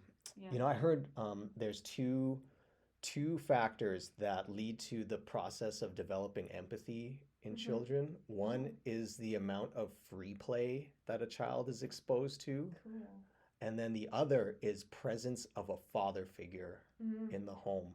Father figure, That's very beautiful. That right? makes a lot of sense. And so you need this actually like this masculine role Mm-hmm. to be part of. It doesn't matter what the child is, male or female. Yes. They Yes. need this masculine role. They need a masculine that can nurture. Yeah, They need a masculine like a energy. safe. Yeah, it's in balance. That's the balance, I think isn't that's it? the balance. Because it's like once again the male female is not a direct translation of masculine and feminine. Mm-hmm. That's an oppressive way of looking at it, I think. Because then all of a sudden man and woman, one is better and one is wrong. Masculine and feminine has nothing to do with your body. Not at Yeah, all. Jung man. knew this, right? He's like, Yes. you have to bring the anima and animus into alignment if you want to be individuated. It doesn't matter what body you inhabit. Yeah. These are not biological forces. These are like, I don't even know what to call it. Yeah, Like, it's interesting. You can see that in people too. Like yeah, you can see, oh, that's a very masculine person. yeah, Could be a female too. Like, oh, that's a very masculine person. yeah, That's a very feminine male, yeah, for example. It's yeah, like you kind of just see where the balance is in people. Like it's yeah. not like a judgment thing. You just No, kind of like, oh, like it's interesting. Like this person just imbues one of these forces at a higher degree yeah, yeah, than the other. yeah. So isn't it interesting that in our society we're seeing the rise of gender queer, and and I know there's a cultural political component. I think that's like hijacked this Yes. phenomenon. Yeah. But like also when you look at who usually feels non-gender conforming, it's usually autistic and neurodiverse people, and I don't think that's a mistake. Well, let's say a lot. Prime, Yeah, yeah, very high proportion of them yeah, are very autistic. high, yeah, and because it's like they can't be like they don't feel that how we feel identified with man and woman. They're like it's different for them. Right. And so when we say like, oh, we're pathologizing it, it Mm-hmm. really is doing quite a disservice to this balance then for them because Yeah. like we're ascribing Yes. our own understanding of what this is and it's like, oh, this is a problem, like you're in the wrong body or this is like Yeah. this is coming up in a way that's detrimental to you and you need to do something about it Mm-hmm. rather than integrating these forces Yeah. as a first step. Like maybe that is a problem for you, I don't know. Yeah. But as a first step, you would want ideally like to integrate some of this. Like, okay, let's talk about it. Like let's Yeah. do some work. Yeah. Let's like tap into these energies and like kind of feel like what's coming up for you. Yeah. Yeah, exactly. I think so because like and we are not well equipped to do that because like what we're literally like 60 years away like out from not criminalizing homosexuality, let's say, or like killing people for it, and that's only in our part of the world. Right. Like, Yeah. like that's not the case for other places Yeah. because we think it's like I don't know. I think we think it's something that it's not. I think that for a lot of things, but I just think that it's very curious that the like we were talking about the telepathy tapes and like these are like obviously apraxic autistic individuals, but the ones who aren't tend to not really feel at home in this binary. They bring it into balance. And like I think there's a lesson there, not a judgment that we have to cast or not like and I mean judgment in both senses of the word where you can be biased towards it or against it. Absolutely. I think we should just be curious about it and be like, huh, why are these people who are more tapped into like these higher like like Frequencies. Yeah. why don't they give a shit? Why not? Right? Like, Yeah. right? I mean, I think the way we're talking about it, it's almost like duh. Yeah. But then you go out in the world and like you said, you got to pay bills, you got to like Mhm, mhm. show up at your school, Yeah. for the function. You got to do all this stuff. And I think there's no end to the amount of distractions in 3D space that take you away from Yeah. this ability to like tune in to Yeah. this stuff. So I think we could Yeah. be like, oh, like Yeah. we should all do this, and it probably is almost universally true. But we're in a society or Yeah. a power structure Yes. that like That's definitely does not no. want you to be focusing Yeah. here. Yeah, I don't think they do. They want you to either love it or hate it rather than just to understand it, which I think is interesting. But you're right, like we're distracted, but I think at least in my journey, like the lesson of understanding this, because like I have like coasted the political worldview freaking spectrum from one end to the other, uh, and I've kind of settled on this curiosity that like I think kind of keeps you removed from the pull of these things. Yeah, right versus left or Yeah. whatnot. Yeah. But also compassion. I think that's such a strong force because like if you don't judge or you don't put on a pedestal, you just compassionate, which I think is like the highest form of I think it's the highest form of intelligence because you're literally like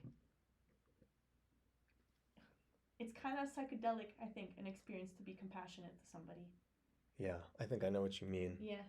Yeah, and then it's like when you're compassionate and you don't judge, which is what these systems want you to do, you pick a side, right? Yeah. Right? You make it your identity. You pick a side and you fight the other side because you're not compassionate, I think.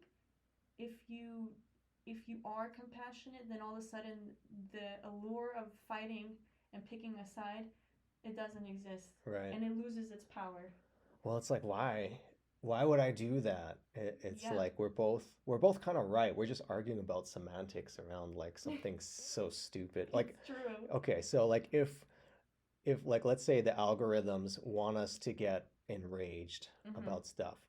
What I notice right now is that it's about race and it's about gender. Yeah. I think those two things in particular. There's Yes. many other aspects, but in particular, like these are things that are like, let's say, more readily available in terms of the information that you could receive about another person. So it makes judgment very easy. It's like I can tell kind of what your race is based on looking at you, and I can kind of tell your gender. Yes. And so if we fight about these things, there's no end to like the opponents that you could find, especially in the online realm. Oh, definitely. And you don't really get the signaling to argue about class so much, except for billionaires. Yeah. Because they're easy targets. Because you're like, oh, well, I know they're like at this other stratospheric level of wealth. And so that's a target. But they kind of get you to argue with other people. Like we're fighting amongst each other often because of the messaging that we're receiving. You're right. So compassion's like a superpower in this arena. You're untouchable. You're untouchable if you're compassionate, I think, truly.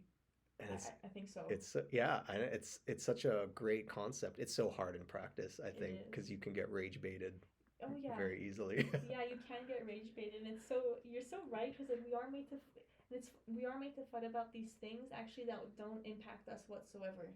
Someone's gender does not impact your quality of life.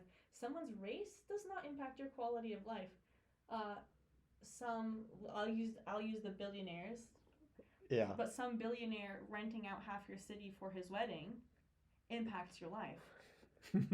But we're not going to fight about that. In fact, there's such an interesting thing that I've noticed online, which is that there has been this kind of like these billionaires are like the pantheon of the capitalist world. Like you want to be that. You really admire it. I think there's some things I admire. I don't know if I want to be a billionaire. No, but I don't think you and I are the average person. Not that I have any, danger of becoming one anytime soon. Yeah, but same. The allure of being a billionaire to like, because we talk about this responsibility, I think this is the part that people forget about is like billionaires have a lot of money, so they have a lot of autonomy, but often they also have a lot of responsibility, and we could argue about whether they're like utilizing that responsibility correctly. But like just take Elon for example. Like this guy he's got his fingers in so many different baskets in terms of like the hyperloop, The like Neuralink, he's got Tesla Motors. He's Yeah. putting out these like little houses. Yeah. He's got these power cells that they're working on. Yeah. He's got SpaceX. Mhm. He's doing like PayPal and commerce. Like just the Yeah. amount of stuff that this Mhm. guy is embedded in, this one person, and Yeah. he's has to think about Yeah. is No. I can't even. You're very oppressed. You are like in a cell in a way of your own making. It's a great cell to be in, I think, comparatively to some other Yeah. existences, but it's still a lot that you have to hold. Yeah. There's a price to pay. Like I think these like really powerful people. Like I think about, for instance, I think about Kim Jong Un or Kim Jong Il, whoever is the one in power now. Yeah. Dude, that man is probably one of the most oppressed people. He's so paranoid all the time. How could you not be? How could You don't not be? trust anybody. You can't, if you have absolute power, trust anybody. Yeah, and this is what dictators and tyrants often do is like you become so paranoid, you just start Killing. lopping off heads. Yeah. In like your brother, your mom, your dad, nobody is off limits Yeah. when you're that paranoid because with the most power, it's like you have the most to lose. Yeah, exactly. And Right. so you are the most imprisoned. Like even you have an interesting relationship to this because your family comes from Cambodia and lived through Pol Pot, and like you had Yeah. glasses and you would be killed because you were seen as a threat because you're the most intellectual. You wear glasses. Yeah, Yeah. exactly. Right. This is the power, like people, and we don't have to get into the whole like is communism good, but like in this Mhm. example, it's like what communism tends to do when it Mhm. starts to gain power is it starts to get rid of any threat to it. Yeah. And it's like you have to reset Mm-hmm. the society, and this Mhm. is what happened in Cambodia is like they talk about year zero. Yeah. So the Khmer Rouge is like you got to go to year zero. Like we can't have any trace of the previous regime. Yeah. Otherwise, people will see that and be like, "Hey, what was that all about?" Yeah. And our power structure starts to crumble. Yeah. Pretty quick if enough people get savvy to that. Yeah. Because then they question, well, why are we doing it this way? Yeah. That's like with every political system. Yeah. Because like communism, like we think of it as the antidote, I think, to capitalism, but I think you've probably heard about it. But it's not a political spectrum that's linear. It's like a horseshoe. Mm-hmm.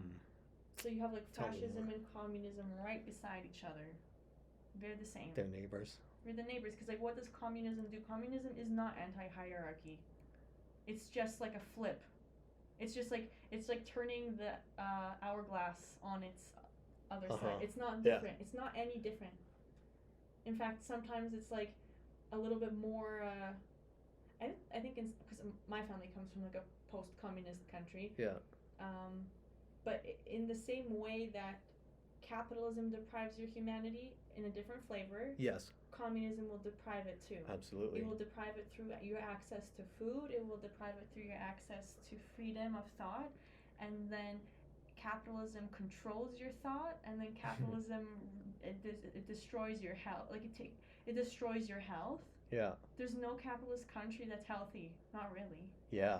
You could be an individual Mm-hmm. in that realm, but it's also hard to be an individual in the communist. Like you're vanilla. Like you can't just make your own clothes. You can't wear tie dye. No. Like I remember my mom telling me stories so both my parents were born in Poland and they came here. My mom came as a teenager, my dad came as an adult. But my grandfather on my mom's side, he got really lucky because he got a job working at a gas station in Germany, in East Germany, from what I understand. So he'd cross the border, and even compared to Poland, like East Germany had a lot of cool stuff. Yeah, and he would bring them back really anything, even if it was like cat food, right? Like in a tin, like that was crazy, or like postcards. But you know what was so interesting was that he would bring things back that were colorful, like colorful sneakers. Yeah. And that was like hot shit. Yeah. To have something that would help you stand out. Totally. Yeah. Right. Yeah. To be an individual, because that's what an individual is like, oh, you stand out. Yeah. And that's not, like, it's okay in some systems. It's not okay in other systems. And like in America, it's interesting because you stand out so much that you stand apart from everyone else. And like in communism, how it looks like from my understanding, like from speaking, like from my family and stuff, Yeah. um, you don't stand apart, but then like you begin to hate people who do a little bit, if that makes sense. If you have Yeah. something I don't, That makes I hate you. Well, that's the hierarchy then, isn't Yeah, it? it's both. It's all. They're both so Yeah. hierarchical. Yeah. So you can't get away from the hierarchy, I No, guess in some way. no, In no, in any structure. no, not yet. Yeah. Not Until yet. we ascend into the nether. I think we will though. I think because look how freaking weird things are now. Oh, Like they're it's so so weird. weird. It's so strange. Like it It's true. baffles me. It's true. It's changing, man. What's the most absurd thing that you're seeing right now? The disclosure. Yeah? Aliens? I mean, today as we're talking, there. Well, it's done now, but they were on Capitol Hill. There was a press conference about disclosure, trying to get presidential disclosure. Well, I mean, you've got more Mm-hmm. political figures talking about aliens than ever Mm-hmm. before. You like Obama recently was like Yeah. talking They're about real. they're real, They're and real. then Trump's like, hey, he shouldn't have said that. That's classified information. Yes. Now let me say it as much as I can. It's like, well, he didn't say it wasn't real. Mm-hmm. He just affirmed even stronger that there's some alien stuff. Yeah. And then you've got J.D. Vance who's talking about how aliens are really like Angels and demons. angels and demons, like they're entities. These are the most powerful men in the world. And they're all ascribed to this idea of like there's something else. There's Yeah. something beyond the 3D space. That touches us. And it's like, yeah, like you had Ted Burchett, Senator Oh, Ted yeah. Burchett. He's like a big force in disclosure. And I just want to disclaim, I'm very suspicious of all of these people because there's many different things that are happening right now. Sure, Everyone has disinfo their own- is like very real. Yeah, like this is a game of deception. All of this, it's like chess. It's like deceiving your opponent. But like but still, just the fact that it's like you have a U.S. senator. He's going on TV, like legacy media, and he's going like, I have seen things that if they became known, American society would become unglued. Yeah. Like what? And I don't think that there's a reason to say that, because you're not going to benefit from that personally. Mm-mm. People do not actually take kindly to people who talk about these kind of things. No, they don't. They do not. But this is shifting. This is shifting. I'm just so curious. Like Disclosure Day, that movie that's coming out. I was like Yeah. talking about it with my husband recently because he's beginning to get very perplexed by this situation, like stranged out. And I'm like, yeah, like look at this Disclosure Day, which I watched the trailers for it. Yeah. It's on point. It's on point in terms of how we what people have been saying about this phenomenon for years and years and years and years. Yeah. But look at how they've done it. They've done it 2 days after, for instance, this thing that happened today. They're releasing it after we have literally war.gov/UFO. Yeah, Right? Like- popping up on. Right? And they're doing it with who? Steven Spielberg and the John Williams, right? The people who gave you Jurassic Park and who gave you Back to the Future and who gave you Indiana Jones, the myths of American culture, Jaws, all these things. That's who's doing it. Who we trust. Can't be a mistake. I mean, No. Spielberg also did Close Encounters of the Third Kind, so he's been talking about an E.T. Yeah. So aliens, and I have to assume these people know something. Yeah. Like I- they know definitely. something. You Totally, don't ascend to totally this know level it. of Hollywood Mm-hmm. without knowledge. Yeah. Some sort of Yeah. occult knowledge Yeah. of things. And so Yeah. is it a coincidence? Mm-hmm. Coincidence Disclosure Day is happening around Disclosure Day. Like, No. no way. No, not at No all. way. No way. No way. And so, because all this stuff would be so secretive in the past, there's a reason why these Yeah. government forces are now, and you've got the Hollywood machine kind of Mm-hmm. pushing this Yeah. at the same time. There must be some reason why it's important for us to know more about Yeah. aliens at this particular juncture. Yeah. Oh, What do you think that is why do I think it's more important? at this time? Because it's like an arms race. I think disclosure is like an arms race. Who gets to control the narrative about what this is? Right. Okay. I think that's what it is. Um, because it's like oh my god, like Eric, this year, the top um, United States pastors were all given briefings by the United States government officials. You prepare your congregations, right? That's very curious. Absolutely curious. That's very curious, and it's like the reason why I think this is why. Okay, and why is JD Vance calling it angels and demons? And JD Vance is connected to the Catholic Church, and then you have other people who are connected to the Catholic Church, like Diana Pasalka, who writes about these phenomenon and phenomena rather, and she has a very unique perspective on it. Like you can see that there's these different forces trying to tell you what this is. Is it angels and demons? Is it like aliens from another planet? Is it ultra terrestrials? Right? Okay, this is so interesting because Yeah. it's like we're not hiding it anymore. We're going to tell you there's technology that exists, or Mm-hmm. maybe we're not going to say whatever. We're going to put out information that's like there's Mm-hmm. some element that Mm-hmm. we know about Yeah. that's related to the cosmos and other life forms Yeah. that we've previously kept more hidden. Yeah. And now that we're revealing it, we're telling you just how much power we have.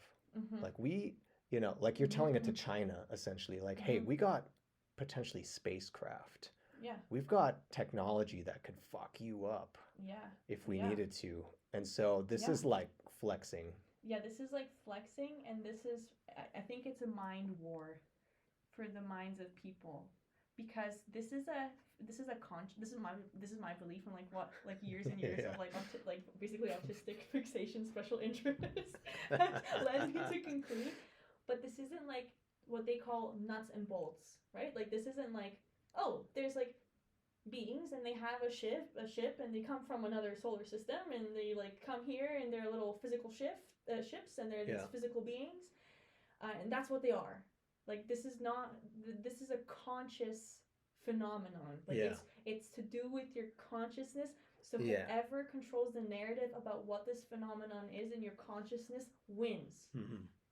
That's why I think in this time it's very important to know yourself and to love yourself, because you'll be very strong against all this deception, because it's like tied to your consciousness. And one of the most compelling reasons why I think this is because you had two figures in the 20th century, one of them is still alive, who did research on, one, Dr. John Mack, psychiatrist in the United States, did research on abductees, people who had like gone through abductions. Oh yeah. And he talks about their experiences and he lists them out. And he rigorously studied it. He was killed, interestingly enough, not too long ago. He was run over. So that's curious. That is curious. And then you have Dr. Strassman, who studied DMT. And DMT is like, it's not even a psychedelic. It's very different. Well, it's endogenous to people. Yeah, It's already in your body. The most potent psychedelic compound we Yeah. know of already exists within you. Yeah, right? Exactly. So it's so curious, right? That, yeah, this substance is very curious. I think there's many secrets in it. And also, like, you can be denied the DMT experience if you abuse it. I don't, like, people have this Yeah, you get turned experience. away. They're like, you can't be here. Yeah, they say The no. entities are like, back off. And then you're sober immediately. And you can't get back. Like, no, Yeah. no quote-unquote drug can do that. There's no amount of alcohol will never be like, no, you can't feel drunk. Yeah, It you're will good, always man. make you feel drunk. You might need more of it, but there's no entity at the gate like, hey, man, your passport's invalid here. Yeah, exactly. That is never going to happen to you, like, ever. So Dr. Strassman studied people who had DMT experiences, and like he would administer it and like take very diligent notes of what people's experiences are. And there was a fantastic comparison between their findings. And the game was, okay, guess which one is an abduction and guess which one is DMT. And you couldn't. You can't. That makes a lot of sense. Because it's consciousness based. Like, so why can someone see why will someone see, let's say, a flying saucer, and then another person will see like a Marian apparition or some kind of like biblical angel? Yeah. Why will some people see little gray beings, and why will other people see like, I don't know, a buffalo woman? Like, why in Skinwalker Ranch will people have different experiences depending on what intentions they come in with? Because it's consciousness. And they're Right. like these forces that know this information and have known it for many, many years. They are trying to control how you see it. You see it as an angel or a demon. They want to shift your consciousness so that you're not fixating your interpretation, your understanding of it. Yeah. I think that's the case. I think you're probably right. You think so? Because if it's up for interpretation, well, you don't have control over that. Essentially, that's why there's a program. Like this movie is for entertainment, but it's also to like it's prime you for a certain way of understanding this. Yes. Right? And so when you watch this movie, you're like, oh, this is what it's like. Yeah. And so you maybe dissolve a little bit of your own personal understanding of what this might be like to ascribe this narrative, which you're like, oh, this fits into like the way I understand it now. Yeah. And so. Yeah, you're disempowered. It could be. Yeah. It could be. I mean, very likely. I think so, probably. I think they'll want to make you really scared of it. I think so too. Right. I think they're trying to make you really scared of it. Fear's the real drug that I think. Fear's the mind killer. That can be employed or deployed, let's say, to kind of shift your consciousness. Yeah, and I think they're doing a really good job of that. Like, I'm really curious about, as this ramps up, which apparently it's going to, what people will continue to say about it, how they will continue to frame it. Like those pastors who got that briefing, I wonder how this is going to be communicated to Americans. I wonder what the Chinese will think about it. I wonder what the Europeans will think about it, because everyone has very different experience of it. Sure, that makes sense. Like some people have beautiful experiences, right? Like, absolutely. where they're like healed by this UFO and they see this like I think about Chris Bledsoe's like a big figure in this. And also what's interesting, I must say, when people experience abductions, they usually experience it after a period of high stress, a lot of sympathetic activation in the nervous system, which will increase your DMT production in your body. Oh, interesting. Yeah, because like awe and like wonder and spiritual experiences, when you measure people who are having them, it's like a highly sympathetic experience. There's fear imbued in awe, let's say. Yeah, it's a non-dual emotion. Yeah. Which is interesting. It's not just an appreciation, it's like there's like a magnitude of something that you're connecting with. Yeah. Yeah, okay. Yeah, it's like terror and wonder. It's like terror and ecstasy at the same time. Yeah. But we can choose to tune into one aspect of that or the other, I think. Yes. Because like this Chris Bledsoe guy, he was like ballin'. Like he was this really rich, I think, housing developer or whatever, and then the 2008 thing happened, I think. Lost everything, had to like live in a trailer park. He had Crohn's disease, so his life had fallen apart, and he was from this like southern state. I don't know if it was like Tennessee or I don't know, like one of those. Okay. And he had an UFO encounter with 3 other people, including his son. But afterwards, he's like, my Crohn's was gone, and he had like been taken to like ancient Egypt, and like he witnessed Hathor, which is the cow goddess. Whoa. And like she like, and then he was like run over by like this silver cow and stuff. So like cows are so interesting with the UFO phenomenon too. Well, they make the conditions for psychedelic mushrooms to grow. Yeah, that's why I'm like, I have also this secret fixation on cows. I'm like, there's something about the cows, right? Like the sanguination of cows, right? like by UFOs, like cattle mutilations. It's usually Yes, there's something really interesting maybe about they're not cows. here for us. Maybe they're here for the cows. Like I don't Whoa. know. Who knows? Who knows? And apparently, like our blood is very similar to cow's blood and stuff as human beings. I don't know. That's true. I heard that I somewhere. didn't hear about that. That's really interesting, though. Or like You can get a blood transfusion from a cow. I don't know You if have you the can do same. that. But I know like beef tallow, it's like perceived by our skin as like endogenous. Oh, it's so good for your skin, right? Yeah, like jojoba oil also is basically the same as human sebum. Same with cow tallow. I don't know. Yeah. It's so curious. Huh. But like he had this beautiful experience of the UFO. And like it would, and he's like, it's love, they're here for our benefit. Like he says that, and then you have people who have the opposite experience where they're like tormented and tortured, Yeah. and violated and stuff. And it is both things equally. Yeah. How But could you it not? choose. That's the thing. You have to choose. And they're trying to take that choice away from you, I think. They want it to be about fear. Yeah. Yeah. Yeah, like why if you're like some Catholic nun like hanging out, you'll see Mary come to you, or you'll see some like orb of light or an angel. Why that? Why won't a nun ever say that she sees a little gray person in her bedroom? Yeah. Right? Well, I think maybe it was you that was saying it's like it comes to you in the form that like creates this process of growth for you. Yes. Like you have to connect with it. Like if you see the alien, you'd be terrified by it. You can't grow from that. Mm-mm. And so it comes to you in a way that's going to create this sense of awe so that you can be like, "Oh my gosh, this is the divine." Yeah. But if you're really into aliens, then why would it not be a flying saucer? Yeah, it is so supple to your consciousness. And that's why like to even like go back to what we're talking about, like the news and like what messages they try to give you.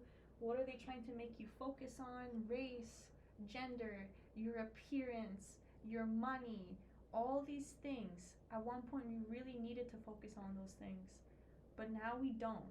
We have the technology, we have the money, we have the abundance to feed the world, empower the world like 10 times over. Mm-hmm. So it's a good question to ask, I think. Why are they trying to make you think and feel this way? Why is your attention being diverted to those things?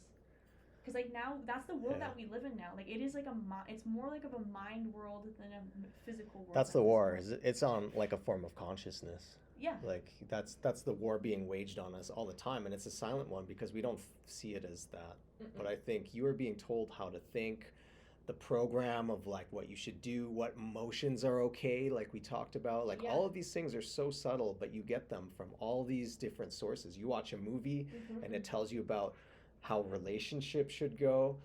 You're told like these are the stories of like what a hero does. Yeah. You need to be like brave like this, and you need to vanquish evil. It's like, oh, okay. I have this theory about why, especially in the past, maybe not so much anymore, but superhero films were so popular. Oh, interesting.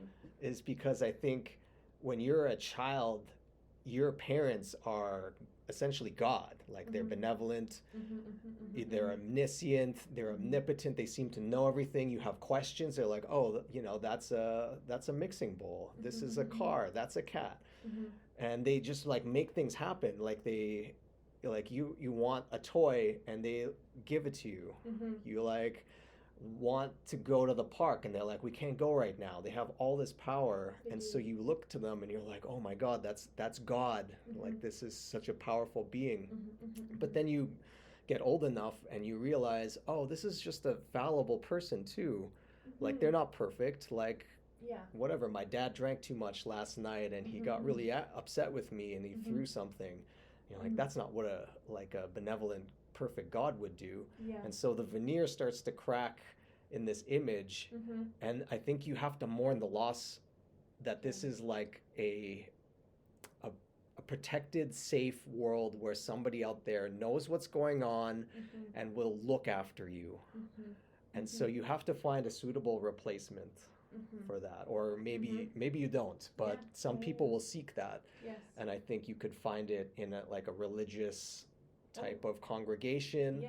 You could also find it in kind of the media in the form of like a representation. of Mhm. something that Mhm. you want to believe in. So, Mhm. like Superman swoops down and he's like, Yeah. for some reason, gives a shit about Earth and he Yeah. wants to like help us. Why? I don't know. It's Yeah. like, Yeah. it's He's a, just good. he's so good. Yeah. And it's this like unpaid job that he's just taken on for some reason. And he's just going to Right. do it out of the goodness of his heart Yeah. to like help all of humanity. And he's so powerful that you're like, oh, thanks, Superman. Like, I couldn't stop that nuclear explosion from happening, but you somehow figured out a way. Yeah. And there's something really comforting about the idea that something out there could exist, even in a fantasy world, Yes. because otherwise you have to confront the fact that we talked about. It's Mhm. like, well, you have to become the overman then. Yeah. Yeah. And that's maybe a lot more work than you would want to do. Yes. Yeah. Yeah. It's so much work, and it's like complete dissolution of what you think, if that makes sense. Like if you think you are, like if it's all about like individuation and coming into balance, let's say, if you think that you are the best, you have to do the hardest, scariest thing, which is to learn that to learn to be humble.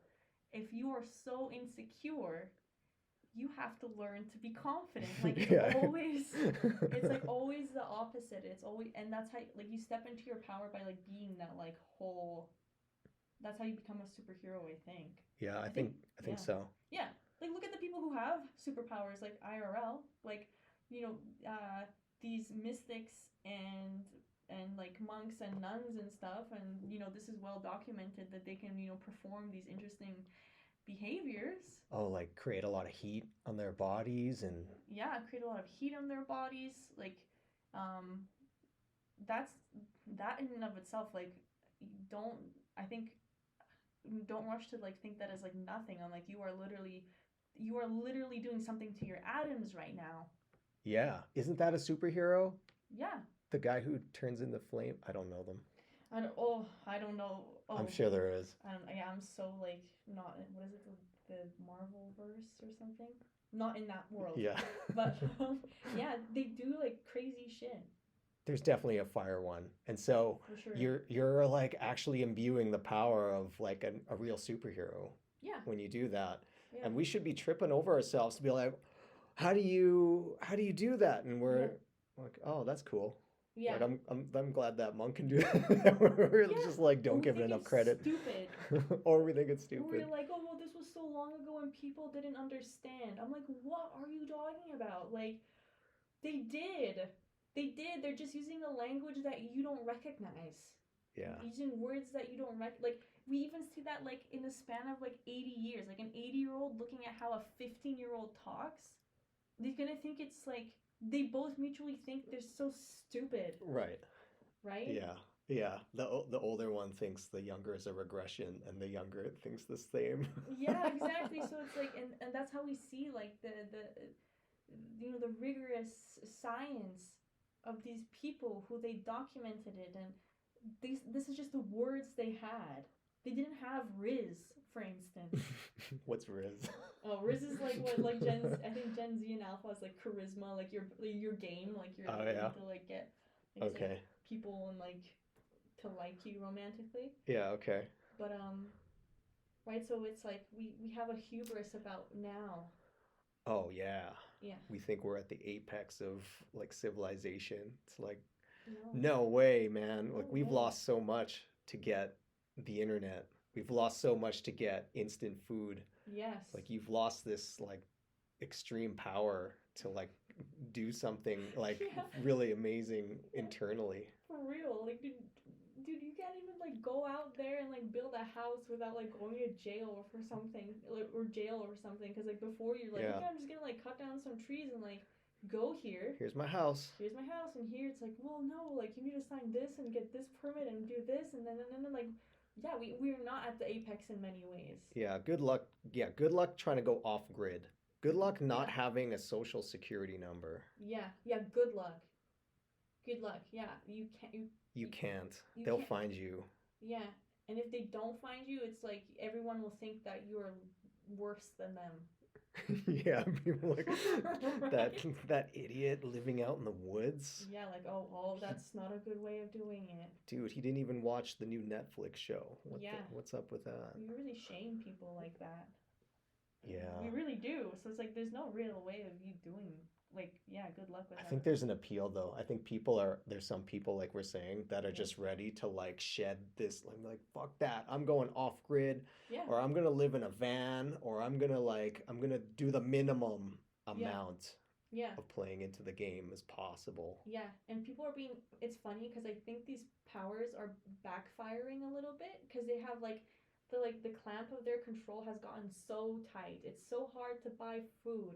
It's so hard to, get a house. Yeah, you want to buy property? Good Yeah, luck with that too. good luck with that. Like, it's so hard to get an education. It's so hard. And what because it's like so frenetic, it's so frantic, this like grasping that it's like soap in your hands where it's actually the control you seek is getting out of reach because now these people are so disillusioned Hmm. that they're gonna and this is the beauty of the human spirit to me they're gonna try to find a way to find meaning and fulfillment and joy and whatnot, and they're realizing that, oh, how people used to do it. You get out of high school, you get a job on one income, you have two cars, a nice little bungalow, and like you buy like a dozen eggs for 5 cents or something, and you Yeah. get to go on like vacation to the Poconos or whatever, Yeah. once a year. They're realizing that that way of getting those things is not possible for them anymore, Yeah. and so they're gonna look somewhere else, and they're gonna look somewhere else non-material. That's what I think. Well, yeah, I mean if the system is like you can't do that, Mm-hmm. then you're like, well, why do I have to play this game? And you can ask that legitimately, Yeah. and you can decide in some ways legitimately to be like, I am going to participate in the least possible way. Yeah. I'll have a social security number. Mm-hmm. I can whatever. I'll pay taxes. I'll have a cell phone, Mm-hmm. but maybe I don't have to work this kind of job. Yeah. Maybe I can do my own thing. Yeah. You know. Yeah. I watched this great movie, Nomadland. Nomadland. Yeah. Okay. And it's kind of like it feels very documentarian, like it's Mm-hmm. almost like it's like you're observing very real people, and I Mm-hmm. think probably some of them are Mm-hmm. in this movie. But Frances McDormand, it's like her life is like participating in the like structure and like I don't know, cleaning toilets and like having a job, Mm-hmm. and then you see the contrast of her like living out of her van, and there's like these communes of people who are just like we don't like we're just going to do our own thing out here, and Mm-hmm. yeah, you still have money and you can't like jettison the whole thing, but you decide how much you want to participate in, and they're kind Yeah. of like there's a certain amount of freedom that comes with like, well, I don't have a house and that could like bother me to infinity, or I could just like live in this little van I purchased and then go acquire food and have friends in Yeah. these places and just like travel around and see the world. Yes. And Yeah. like that's fulfilling enough. Yeah. Like I'm good. Yeah. There's more and more and more of that. Like tiny house sales have skyrocketed. Like the fact that even we have a thing called a tiny house, right? It's kind of sad how we got there, but it's like it's Yeah. an indication that we're I don't know, like I think symbolically about a lot of things. I mean, it's a very interesting symbol that it's like our material footprint is being forced to get smaller, so something necessarily has to get bigger. That's just the law of this universe, right? Yes. There's always an opposite kind of like reaction.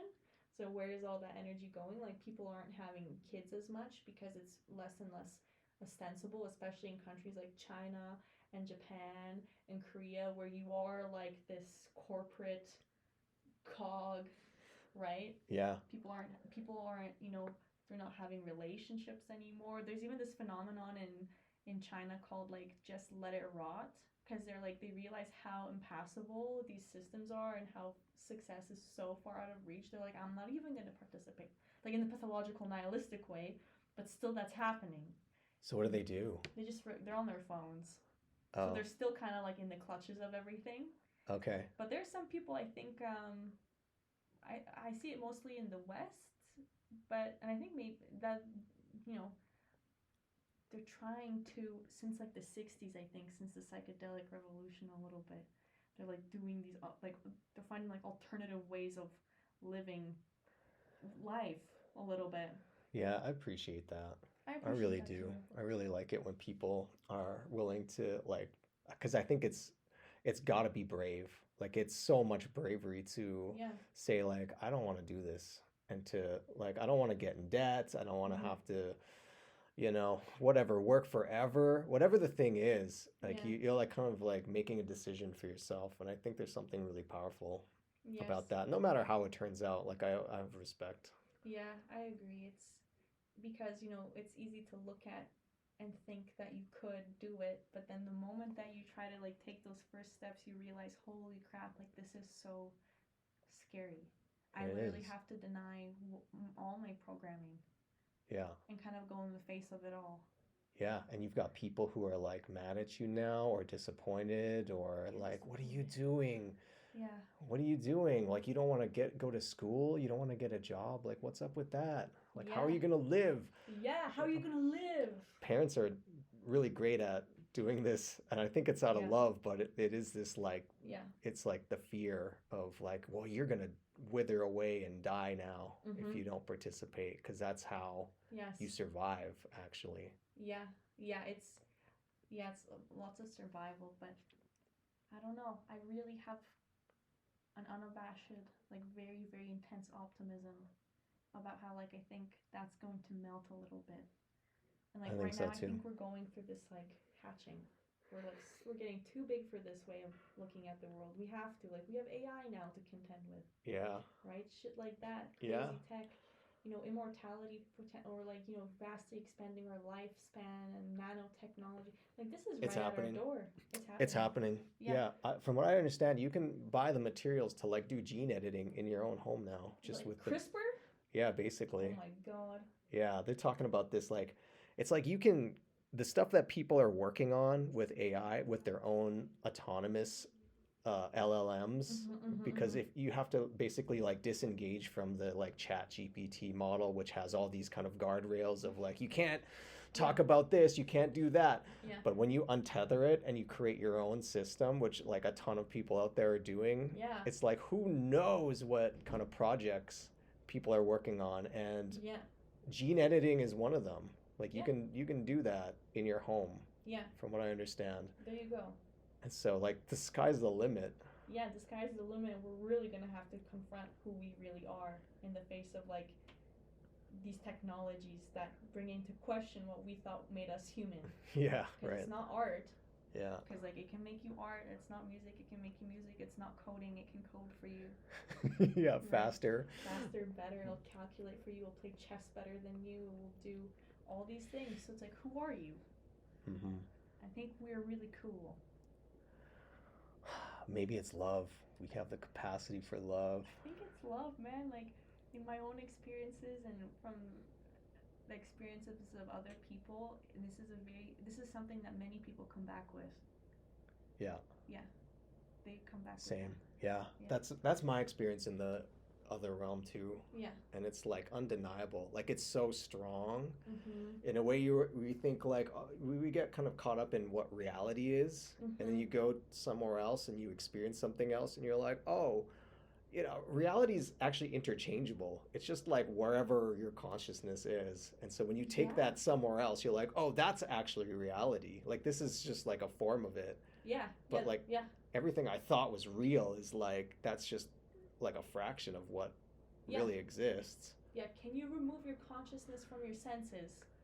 That's basically the task at hand. Yeah. Because like when you disattach your consciousness from your senses, you are in a different world. And like, yeah. I mean, I've had experiences I can't explain with just like Yeah. regular words to Mhm. describe what Mhm. normally happens. Yeah. It's just like beyond that. Yeah, it's beyond that. It's usually really nice. Yeah. Yeah. It's like, yeah, like you, I've had experiences in kind of like my whole life, very beautiful ones, but also very terrifying ones. Um, and yeah, it's like you quickly have to adjust your view of the world less you want to feel, I think, insane, which is good for nobody.